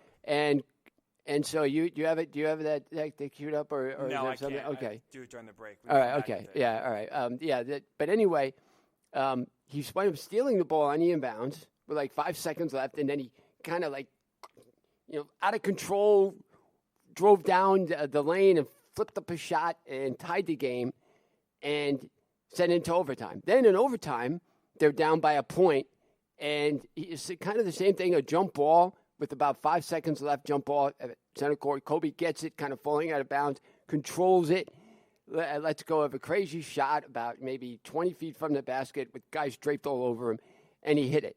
And they wound up beating the Suns in that game, and they wound up winning the series. And that was just an amazing sequence of events that I really made an impact on me because it was post-Shaq, and Kobe was on a team that really wasn't supposed to make the playoffs. But then he took that team, and then they grew into 2-time champions and 3 times to the NBA Finals. The only team they lost to was that great Celtics team. So Kobe kind of had two. He won with Shaq, and he proved he could win without it. So just a great athlete that I'll never forget those plays, though. Those were really amazing, just individual athletic ability to do that to me. And he just had an unbelievable will. He just hated to lose. Like, it reminded me a lot of Derek Jeter. And to your point as well, like we talked about this before in the show, with this, especially specifically with the Suns play, stealing off the inbounds, this is a guy who not only did on the offensive, we always, highlight and praise his offensive abilities, right? He could score any way. He was just one of those guys that 3-point line, foul line, he can post up mid-range, like any sort of shot offensively he could take and it would make. But to your point, this highlights just how good he was on the defensive side of the ball. 9 times he was the first team all-defense in the NBA. He was a well-rounded player, did it on both ends. It just did whatever he possibly could to help the team, and it was just so impressive. Just kind of going back, to your point, just talking about the willing to win. How about when he tore his Achilles back in 2013 against the Warriors? This is a guy that, he pops his Achilles, still goes to the basically needs a walker essentially to hobble to the free throw line, makes both to tie it up, and then just as soon as he makes something, just coolly just turns around, slowly waddles his way back to the locker room, comes to later that he popped his Achilles. And it's just like, you take that moment, right, where he does it. He doesn't even look like he's in pain. He just looks like he's cool in the moment, knocks down 2 free throws. And if you just tune in just when he's at the free throw line, you wouldn't be able to tell that he was actually hurt, let alone have an Achilles injury, which is one of the most painful and devastating injuries you can have as an athlete. And he just, slowly, drills the 2 free throws, not a problem in the world, and then just goes back to the locker room cool, like it's no big deal. Oh, yeah, just popped in Achilles, no biggie. Right. And then you kind of fast forward now, like you're watching just this latest finals, right, when Kevin Durant famously, he pops his Achilles against the Raptors, and you see him you see when it happens. He goes right down right away. And I'm not trying to use this as a knock at all to KD because any other athlete in this situation would do the same thing Kevin Durant did. You would just go right down, and just that pain you hear about. Thankfully, I've never experienced what the injury is like, but you hear athletes talk about what it's like. Feels like you're getting shot in the back of the foot. And it's just to imagine it, and you look at how much pain Kevin Durant and other players who pop their Achilles are in. Then you look back, and it's like, well, Kobe, you wouldn't even tell he even got hurt. And it's just incredible and impeccable to your point. Just his will to win no matter what happens. He is cool in the moment, going to do whatever he possibly can do to ensure that his team will get the win. And just a perfect highlight of that, again, back in 2013 when even still his body, like he's getting towards the end. You saw he was never able to recover after that Achilles injury. But just with the way his body was and just him starting to get older, how severe that injury must have been. Just to go to the free throw line, really not even think twice about coming out, just goes there like nothing's wrong, and then just as soon as he hits it, just coolly walks off. It was definitely something special for sure. At least the other moment, like the second one that sticks out in my mind, at least on the court, was his last game, right? The last game of his career. He calls it a career after the 2015-2016 season. And that last game against the Jazz at home in the Staples Center, the place is rocking. The Lakers, I mean, at that point, aren't good. They're going nowhere. They're not going to the playoffs. So obviously everyone is there for one reason only. And he scores 60 points. You can say what you want about his efficiency and taking basically – and essentially the fourth quarter is 1 against 5. The other 4 teams were just there to rebound and pass Kobe the ball. And he's taking every shot. But to kind of, score the most points of that season in his final game, to leave his legacy in the Staples Center as a Laker, just to kind of end that with just a bang. We see so many athletes, unfortunately now, never really get to write their storybook ending, right? One or another, they have these great careers with these teams, and for whatever reason, either they, obviously their skill diminishes and they go to another team, or they hang on for too long, and sometimes it's tough to watch. And Kobe was one of those guys to kind of end his final game and end his career on a 60-point spree. I remember I was watching that in my dorm room in college, and just my roommates – myself and my roommates, again, we're not Kobe fans. None of the kids that I lived with were diehard Lakers or Kobe's fans. So it wasn't like we had this special attachment to him to kind of watch that game. But we put it on. We're glued in from beginning to end. It was just one of those mesmerizing things. And, again, kind of going, I never really – like sometimes when you're watching history and you're witnessing greatness, sometimes it's really tough in the moment to kind of grasp that and understand that. Right. But at least that was one of the few times watching that final game. It's just like, we are witnessing something like historical that will be talked about for the rest of the time. We kind of already you knew the significance as he's getting up there. And that was when he scored maybe 40 points, and he's climbing. It's like 40, 45, 50. That's can he get to 60? And he's getting there. The question marks. He's missing some shots, and he gets to 60. And it was one of those cool moments that already in the moment, as you're watching it unfold, like this will be one of the greatest memories of his career. And again, something that will go down in history books of the NBA. It was just so cool to kind of be a part of that and kind of watch it unfold in the moment. Absolutely. I think that I remember seeing the highlights of that game, and obviously he took a lot of shots. But right. But what are you going to do? Yeah, the team's not going to the game. playoffs. Yeah. Everyone else is young around him. You give Kobe the ball. Yeah. Just give him the ball, let him do whatever he wants. And how Kobe would have been if, like, one of the young guys takes a shot, like, with 2 minutes left. I'm sure he'll be like, what the hell are you doing? Are you retiring after this game? Yeah. This game doesn't mean anything. Give me the ball. I know. And it was funny to see, right? It was like, he would go out on offense. Basically, it would be a clear out. It'd just be a one-on-one or essentially a 5-on-1. The other people would just run to the corners. Then on defense, whoever got the rebound, whoever got it, just turn around and, where's Kobe? Where's Kobe? Just give him the ball. And it's like, no one of the guys was going to be like, I'm not going to be the guy to take a shot on Kobe's last day in the last few minutes. So that was pretty cool to watch, too. Again, 60 points in his final game. Any other, obviously, you had 2 there. Any other stats? Especially, I mean, this is, too, like, you were a researcher really when Kobe's coming out and breaking a lot of these records. Like, what was that like to work at ESPN where this is one of those transcendent NBA players that just, not after that you knew was special and putting some kind of performance, always breaking some sort of record. Like, what was that like kind of working, being the guy to research a lot of his numbers? Yeah, I mean, just being there, I think, and seeing some of the moments. I was there for, his first title. I told you I was there for that alley-oop against the Blazers. Right. And seeing him kind of grow up. But then also I was there for the trial that happened in Colorado, what he was accused of. And you saw the impact that he had on him and his family. And sadly, athletes find themselves in those positions. They think they're above the law. They think that things won't affect them. And, for whatever happened and whatever was settled upon, and he didn't wind up going to jail, which he easily could have. He could have had a Mike Tyson type thing happen to him. Or maybe Michael Vick wound up in jail. There are a lot of athletes that in his time that have gone to jail for things. So that was a real concern for him, and he was able to get past that and move on and learn from it. I think that was the really important thing. And then you saw the relationship he had with his wife, how that kind of changed too when you go through something like that. So that was something I really remember. Those shots against the Suns, I was at ESPN watching those games too. And it's funny, when you're in the newsroom, you cannot react to something like that. It's not like you're going to stand up and high five people. It's very unprofessional in that type of environment. So if you feel that way, you kind of So is it you walk out of the room and then run around. Interesting. It was like a press box mentality. Like, they say no cheering in the press box. Yes, right. It was that mentality was in the research room. Oh, absolutely. Yeah. Interesting. If you did celebrate, you got they let you know called onto the carpet. Oh boy. Yeah. That I learned that lesson real quick. Yeah. Oh boy, Mark. Learned the rest of it, but I didn't do it again. I did not do it again. Thankfully, ESPN didn't fire you right there. Oh, gosh, there's so many times. I was so thankful ESPN didn't fire me. Oh, boy. They had so many chances they could have let me go, but they were patient with me. Thank God. ESPN was very, very good to me. Honestly, they were very, very good to me. Now we get these great memories to know. And, again, now the research room, no cheering, no cheering. Business great conversations. Great conversations you would hear. Just these incredible conversations, and every once in a while they would get heated. Oh, I'm sure. I remember calling one of my fellow researchers a moron, and he looks at me, he's like, "Oh, I'm not a moron," and I'm like, and then it's like I apologize as soon as I said, I'm like, "Look, I'm really sorry. There's no place for that."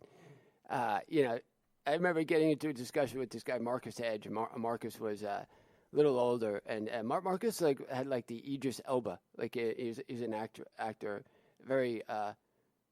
Refined actor, very handsome guy, and Marcus was kind of like that. And he was from San Diego, so we're talking about Trevor Hoffman and Mariano Rivera.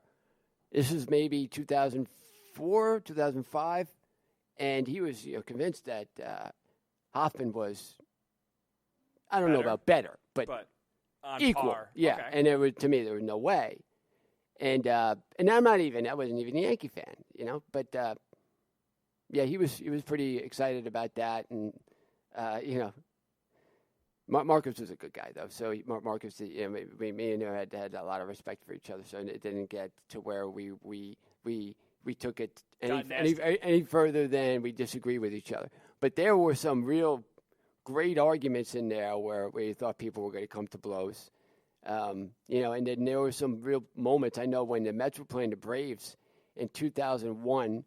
After 9/11, and they made this great kind of comeback where they had gotten to within 3.5 games with 10 left, and they were in the process of sweeping Atlanta, and they were going to drop it to 2.5 games, and they blew a 3-run lead in the 9th inning, and I remember the producer, I'm not going to say his name, it's someone I really didn't like, but was very angry, and he was right outside the research room, and then you hear cursing, and usually it doesn't happen. He kind of went outside, and then you could see, his visible frustration. Yeah, you can see, there was a little mirror there, or a little window, and you see him. It was hysterical.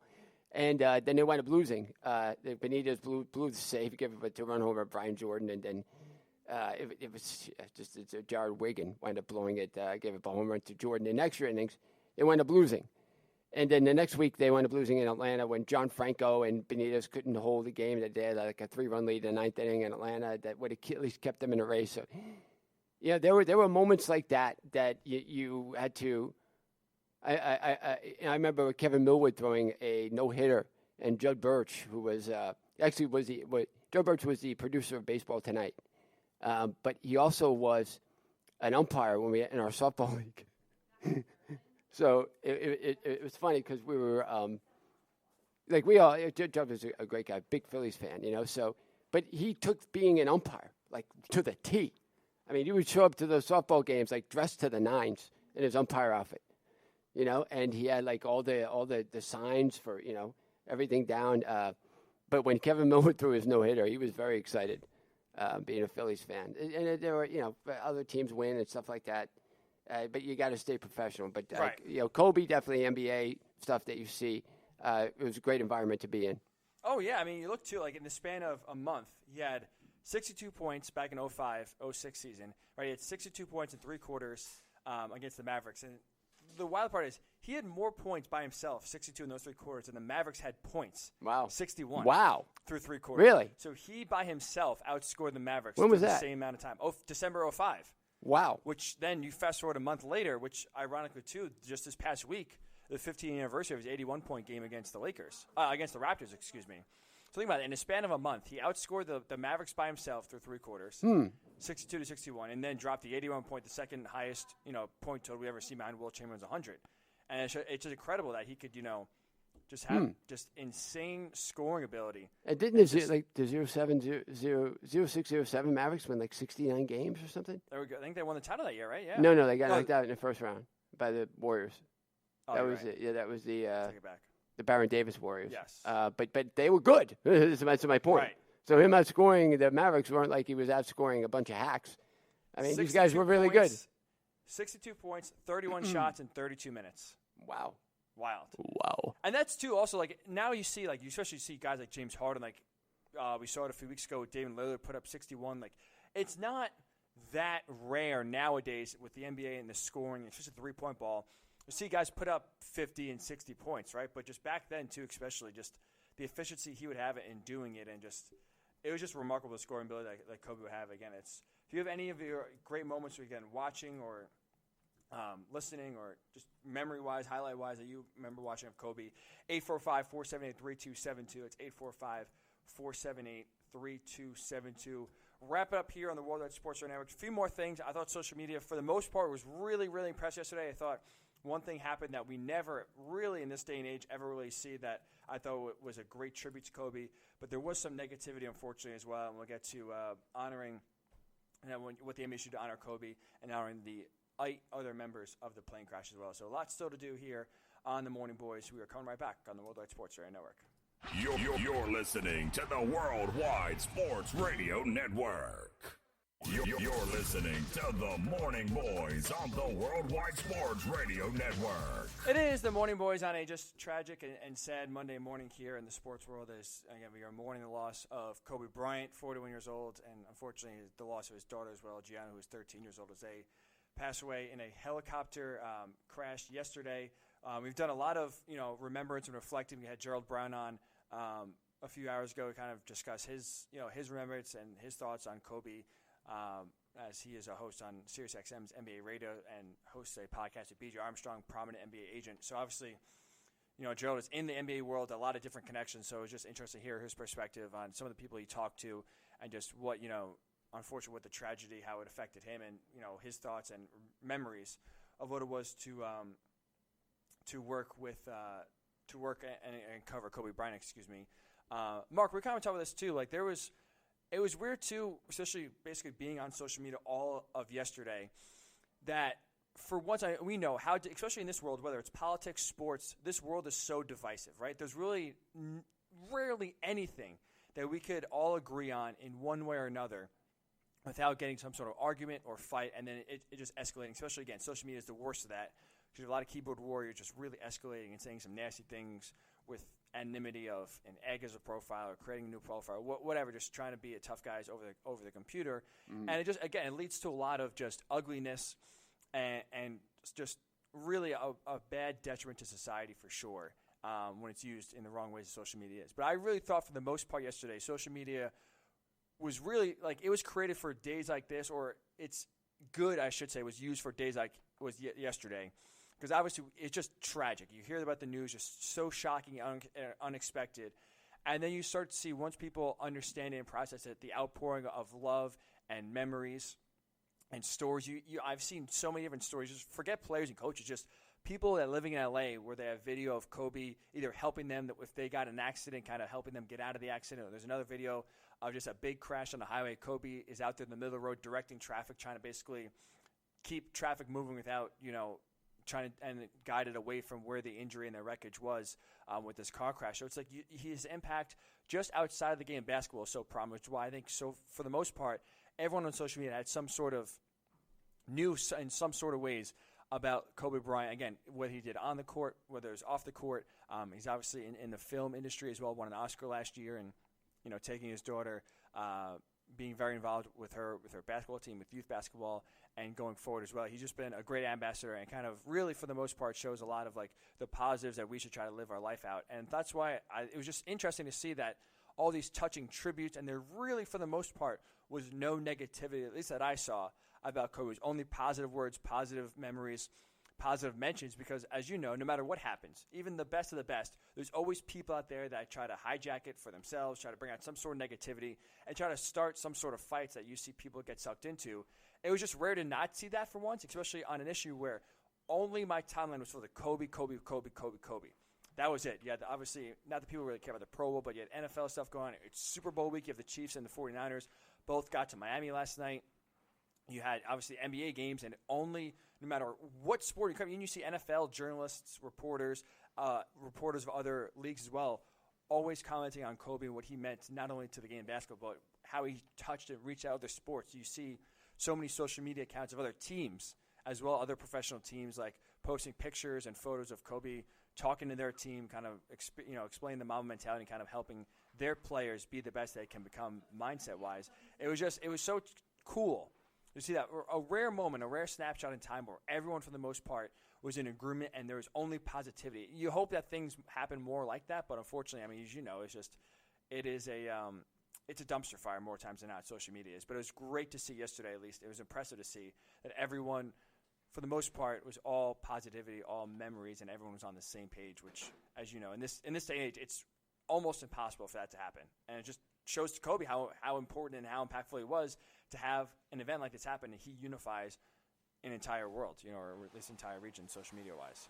Yeah, I totally agree. I think that for once you kind of had everybody on the same page, where everybody wanted to celebrate the good about Kobe, and they didn't really want to make it about anything else, or it wasn't anybody on there that had a specific goal that they wanted other than just recognizing the tragedy and how many people it affected and what Kobe gave to the basketball world. And also, once they found out that it was his 13-year-old daughter, Gigi, I think that it took a whole new perspective too, because now you have a young life.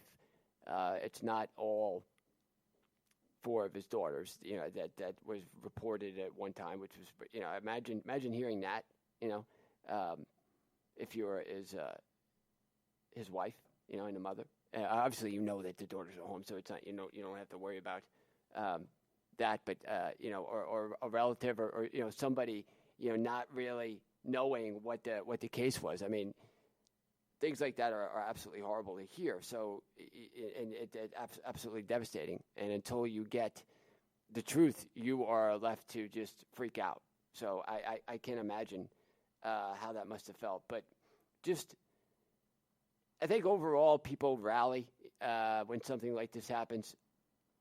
When you see, I know that New Yorkers get a bad reputation, I think, because people think they're rude and they're obnoxious and they're, everything's a hurry and nobody says hi, and I think there is maybe a little bit of truth. And New Yorkers just don't like to waste time. Okay, they don't have much patience for many things. But when there is something, as you saw at 9/11, when there is something where you need people to help and people to rally around each other, they come together. And I have been in plenty of situations where I've seen New Yorkers give of themselves so easily to help somebody in a situation, whether it's somebody who finds themselves stranded on the side of the road in a car, and needs a ride somewhere, or whatever. There's a lot of things that I think, in a world like today where you got to be really careful, that there are a lot of good people out there that really do have hearts to help. And I think yesterday was, and when you see the worst of how a person can feel when you get news like this, you also saw things that would warm your heart and kind of pull on your heartstrings to where you're tearing up a little bit. No, I mean, you're right. And it's I just want to circle back to your point as well, talking about, because like I said, it was all good for the most part. The one thing that drove me up a wall and really just kind of ruined a lot of journalistic principles, and I haven't personally seen any sort of apology or revoke of the initial report, but ABC News was talk about in terms of, having this shock already about having this tragedy happen, pouring gasoline on the fire when, for the most part, when things are being reported, they were the first news station, at least I was watching, that broke in and made a breaking news story about a helicopter crash and who's involved.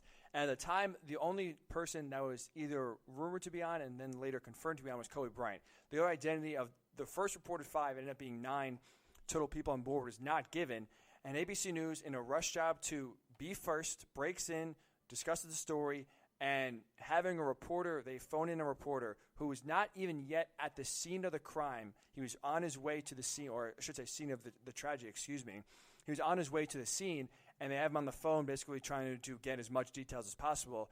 And he goes on, and while he doesn't say for a fact, a statement that drove social media into a tailspin, which rightly so should, was he said that when it's believed that his 4 daughters were on board as well with him, that it just adds that much more sadness to the event. And at that point, again, the only name that was being thrown around was Kobe Bryant. Other than that, we didn't know the safety and the well-being of his family. It was TMZ who was the first to report that Vanessa, his wife, was not on board, but we haven't heard anything about the daughters. And for ABC to put on a reporter, and for the reporter to say this, saying, again, he didn't say it for a fact, he didn't confirm it, but saying it's believed to have happened when you're not 100% sure, because obviously that was nowhere close to the truth. And to say that, and basically at that point when nothing else is really being discussed or there's no questions too much about the daughters, to throw that out there and just, again, add gasoline to an already burning fire, although it was so reckless and irresponsible and went against every journalistic principle, because then you just add rampant speculation, and then Twitter all of a sudden, for the most part of how well calm and collected everyone was, not running with too many stories, it just set them into a tailspin, because now you have a trusted news source, an ABC News, right? Say what you want about TMZ. If a lot of it you don't believe or they get a lot of stuff wrong, fine. But ABC News, you know for a fact, like they have journalistic integrity and they go about things the right way for the most part. For them to have a journalist come on and report that it's believed that 4 daughters were on board was so reckless and irresponsible. I just can't even. And part of the reason, the frustration too, is I have yet to see an apology. Maybe they've made it. I haven't seen it yet. I was trying to go through their social media feed. I didn't see any sort of apology for throwing that speculation out there. And to your point as well, obviously, if you are Kobe's wife or part of the family, you know the well-being and you know your daughters are safe with you. But you throw that out there for everyone else. Who can hear the conversation in the back. But it's fine. It's it was so ridiculous that now you add all this speculation. And again, when you're talking about young children, especially, I thought that was just so ridiculous. And for that, about 45 minutes span until we didn't know, facts-wise, who was actually in there, and reports were confirmed. I thought it was just so unprofessional and a really bad job by ABC. I hope they do apologize to the Bryant family, especially, and those also involved in the crash, because just like to your point, you never want to hear that sort of news, especially when you know it's not confirmed, or again, you're just kind of throwing stuff out there. It just goes back to the society, unfortunately, flaws that we have, is where it's just, and especially in breaking news, whether it's sports, politics, news, world, whatever, it's all about being first, right? Who could be first? Forget being right or being 75% right or 50% right or even 75% wrong. If you are first and you have some sort of idea of what's going on, you got to be first. And that's how unfortunately, with social media, especially journalism, some companies operate. They'd rather be first than be accurate. And again, I just thought yesterday that really highlighted just some really poor taste, and it just was unacceptable. You really, again, hopefully, they were really the only ones, ABC News, who were the ones that reported. A lot of others didn't go with it until they confirmed who was on the plane, or excuse me, who was on the helicopter. But it really adds the only really bad part of yesterday. I mean, the whole day was really bad. But I just thought in terms of reaction and everyone coming together, I thought that was the worst part of the day in terms of just having speculation to now where you turn an already bad situation, right? Obviously, you have a star NBA player go down. That's a tragedy in and of itself. When you involve 4 young children as well, it just makes that even worse. And just to even have that possible idea in our heads for a few minutes just was chilling, heartbreaking. And again, it was just, I thought ABC, if they didn't issue an apology, I hope they do soon, because that was just reckless, I thought, in my mind personally. I just want to get that over my chest, because that was just frustrating. And especially too, I mean, selfishly, I was at work yesterday, so you have to flush through and try to, before you want to, again, add reckless speculation out there, confirm your facts and get everything correct. And just to see that was so frustrating, because then for a while, a lot of people and reports are using the word confirm when obviously no one is really sure about what's happening. And that was just the more frustrating part, is people, I feel like, get frustrated by the media. And for the most part, journalists get a bad rap when it comes to fake news. Obviously, the president uses that term fake news a lot. Mm-hmm. And for the most part, I think people try to do the right thing, and a lot of the news is real. And if you don't like it, that's why you say this is ridiculous. But yesterday was, I mean, in terms of fake news, a really perfect example or perfect word to use that for, because that's exactly what it was with the speculation and some of, again, almost guessing to a sense of who was on the plane to try to be the first and be the credible source. So just a really bad job by ABC. And again, an otherwise, I thought, professionally handled situation by a lot of the other news organizations out there. ABC just did a terrible, terrible job, and they, for the most part, have a lot of, credibility when it comes to some of this. So I just want to get that off my chest. Very frustrating. On an otherwise, again, somber but revealing. And to your point, when a tragedy like this happens, it just shows that you still have belief in the human race, right?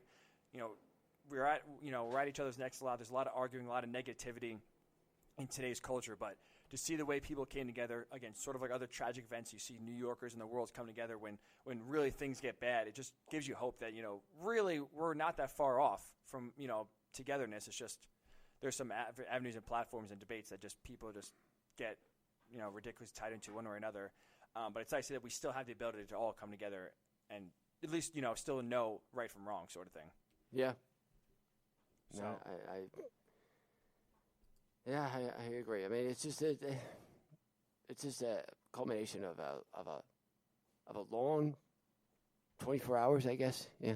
Right, and that's the thing. It feels like it hasn't even been 24 hours yet. No. So it's a craziness, and obviously things will continue as we move on. You will take one more quick break. We'll come back, just talking about again the other 7 victims, and talking about what ways the NBA could possibly honor the legacy of Kobe Bryant moving forward. So all that as the Morning Boys go to the top of the hour right here on the Worldwide Sports Radio Network.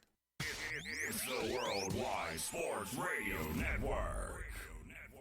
The Morning Boys are back on the Worldwide Sports Radio Network. If you've been listening or just tuning in for the most part, we've been obviously wall-to-wall Kobe Bryant coverage. Just an absolute tragedy and travesty of everything, the events of the helicopter crash and Kobe being a part of that as he passes away along with 8 other passengers. Quickly, just to bring, again, we really haven't brought up too much about the victims per se, so obviously to give them their fair due as well. Obviously, Kobe was on board. His 13-year-old daughter, Gianna, was on board as well. John Altobelli, which has a unique connection to the Mets. He is the baseball coach at Orange Coast College, community college. And it's interesting because him and also his wife, Carrie, and daughter Alyssa was on Gianna's team, who were also on the helicopter as well. It's interesting because now, you start to see some other connections outside of just the Kobe Bryant basketball world come through. And at least with John Altobelli, ESPN's Jeff Passan was able to talk to the Mets' Jeff McNeil, and McNeil basically credited and gave a lot of credit to John for keeping him in professional baseball. When Jeff was in college at Long Beach State, he was really struggling the first 2 years, and his coaches purposely sent Jeff to play in the Cape Cod League under the coach of Coach John Altobelli, and McNeil really credits him for turning his career around, kind of enjoying the game, and again, just gives a debt of gratitude towards John because he feels like he is the biggest reason why he's still part of professional baseball. And you look at just John's resume out there again at Orange Coast College. He was there 27 years, won 4 state titles, over 700 wins. So obviously his just impeccable resume out there as a coach. And again, Jeff McNeil, he also coached Aaron Judge in the Cape Cod League as well. But really touching and telling when you hear Jeff McNeil credit a college community baseball coach and a Cape Cod League baseball coach for one of the biggest reasons why he's in professional baseball still. And again, you see Jeff has a very successful career so far with the Mets, and just a credit to John Altobelli. So you feel for not only the Altobelli family, but obviously the McNeil family, the Aaron Judge family who played under him as well, and those kind of who had and were impacted by his coaching, again, at Orange Coast Community College.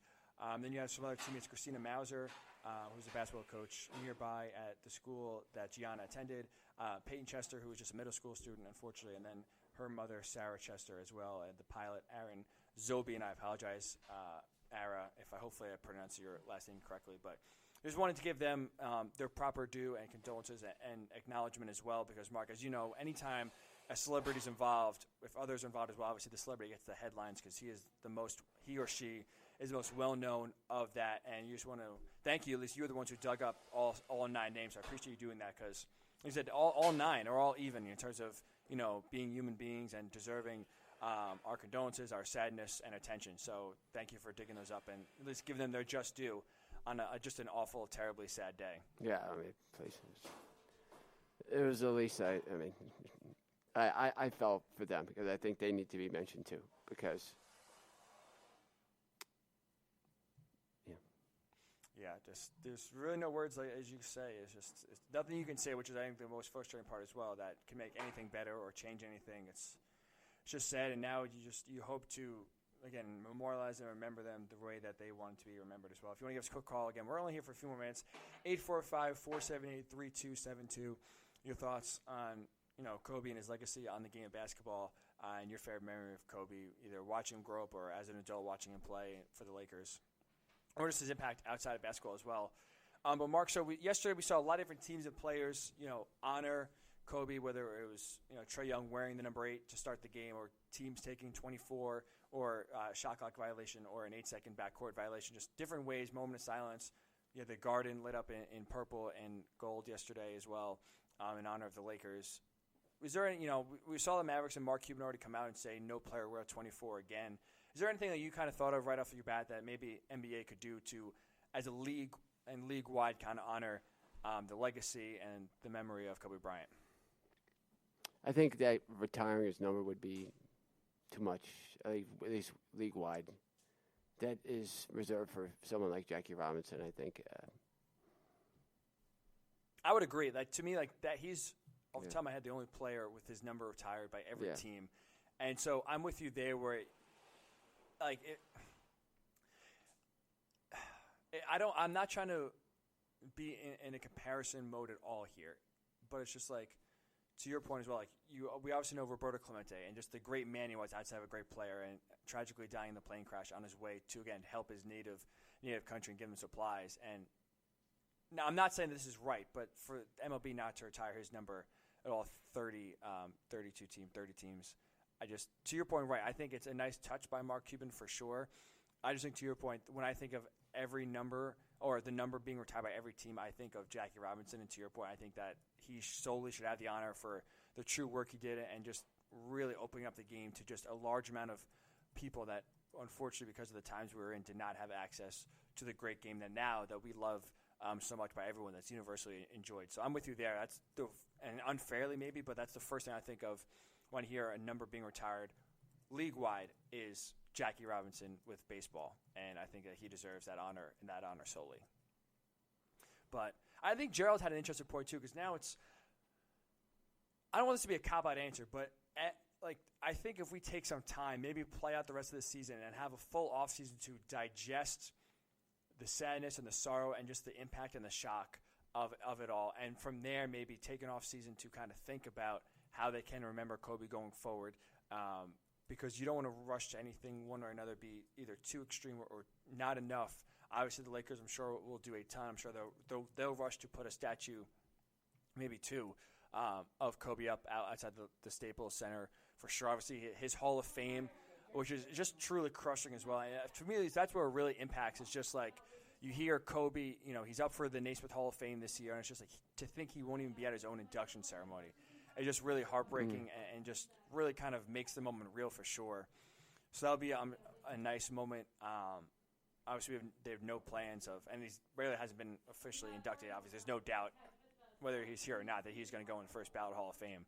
But it's just to see what kind of tribute that they kind of put out there in order to honor, again, one of the best players I've ever seen play the game and just impact on and off the court.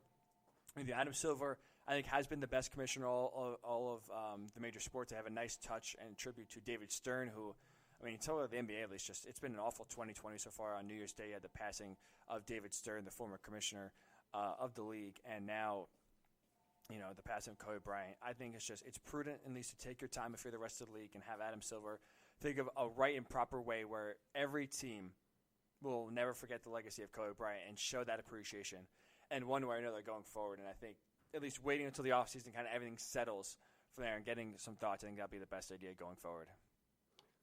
Yeah. So that's going to do it. Much more I have to say, I know. That's really going to do it. It's been a tough show. It's been, again, it's a different show than we normally like to do here on the Morning Boys, but it's very deserving for Kobe, again, just to remember his legacy, and that's the only thing that's going to be talked about for at least the next few days here for sure. So we appreciate you listening.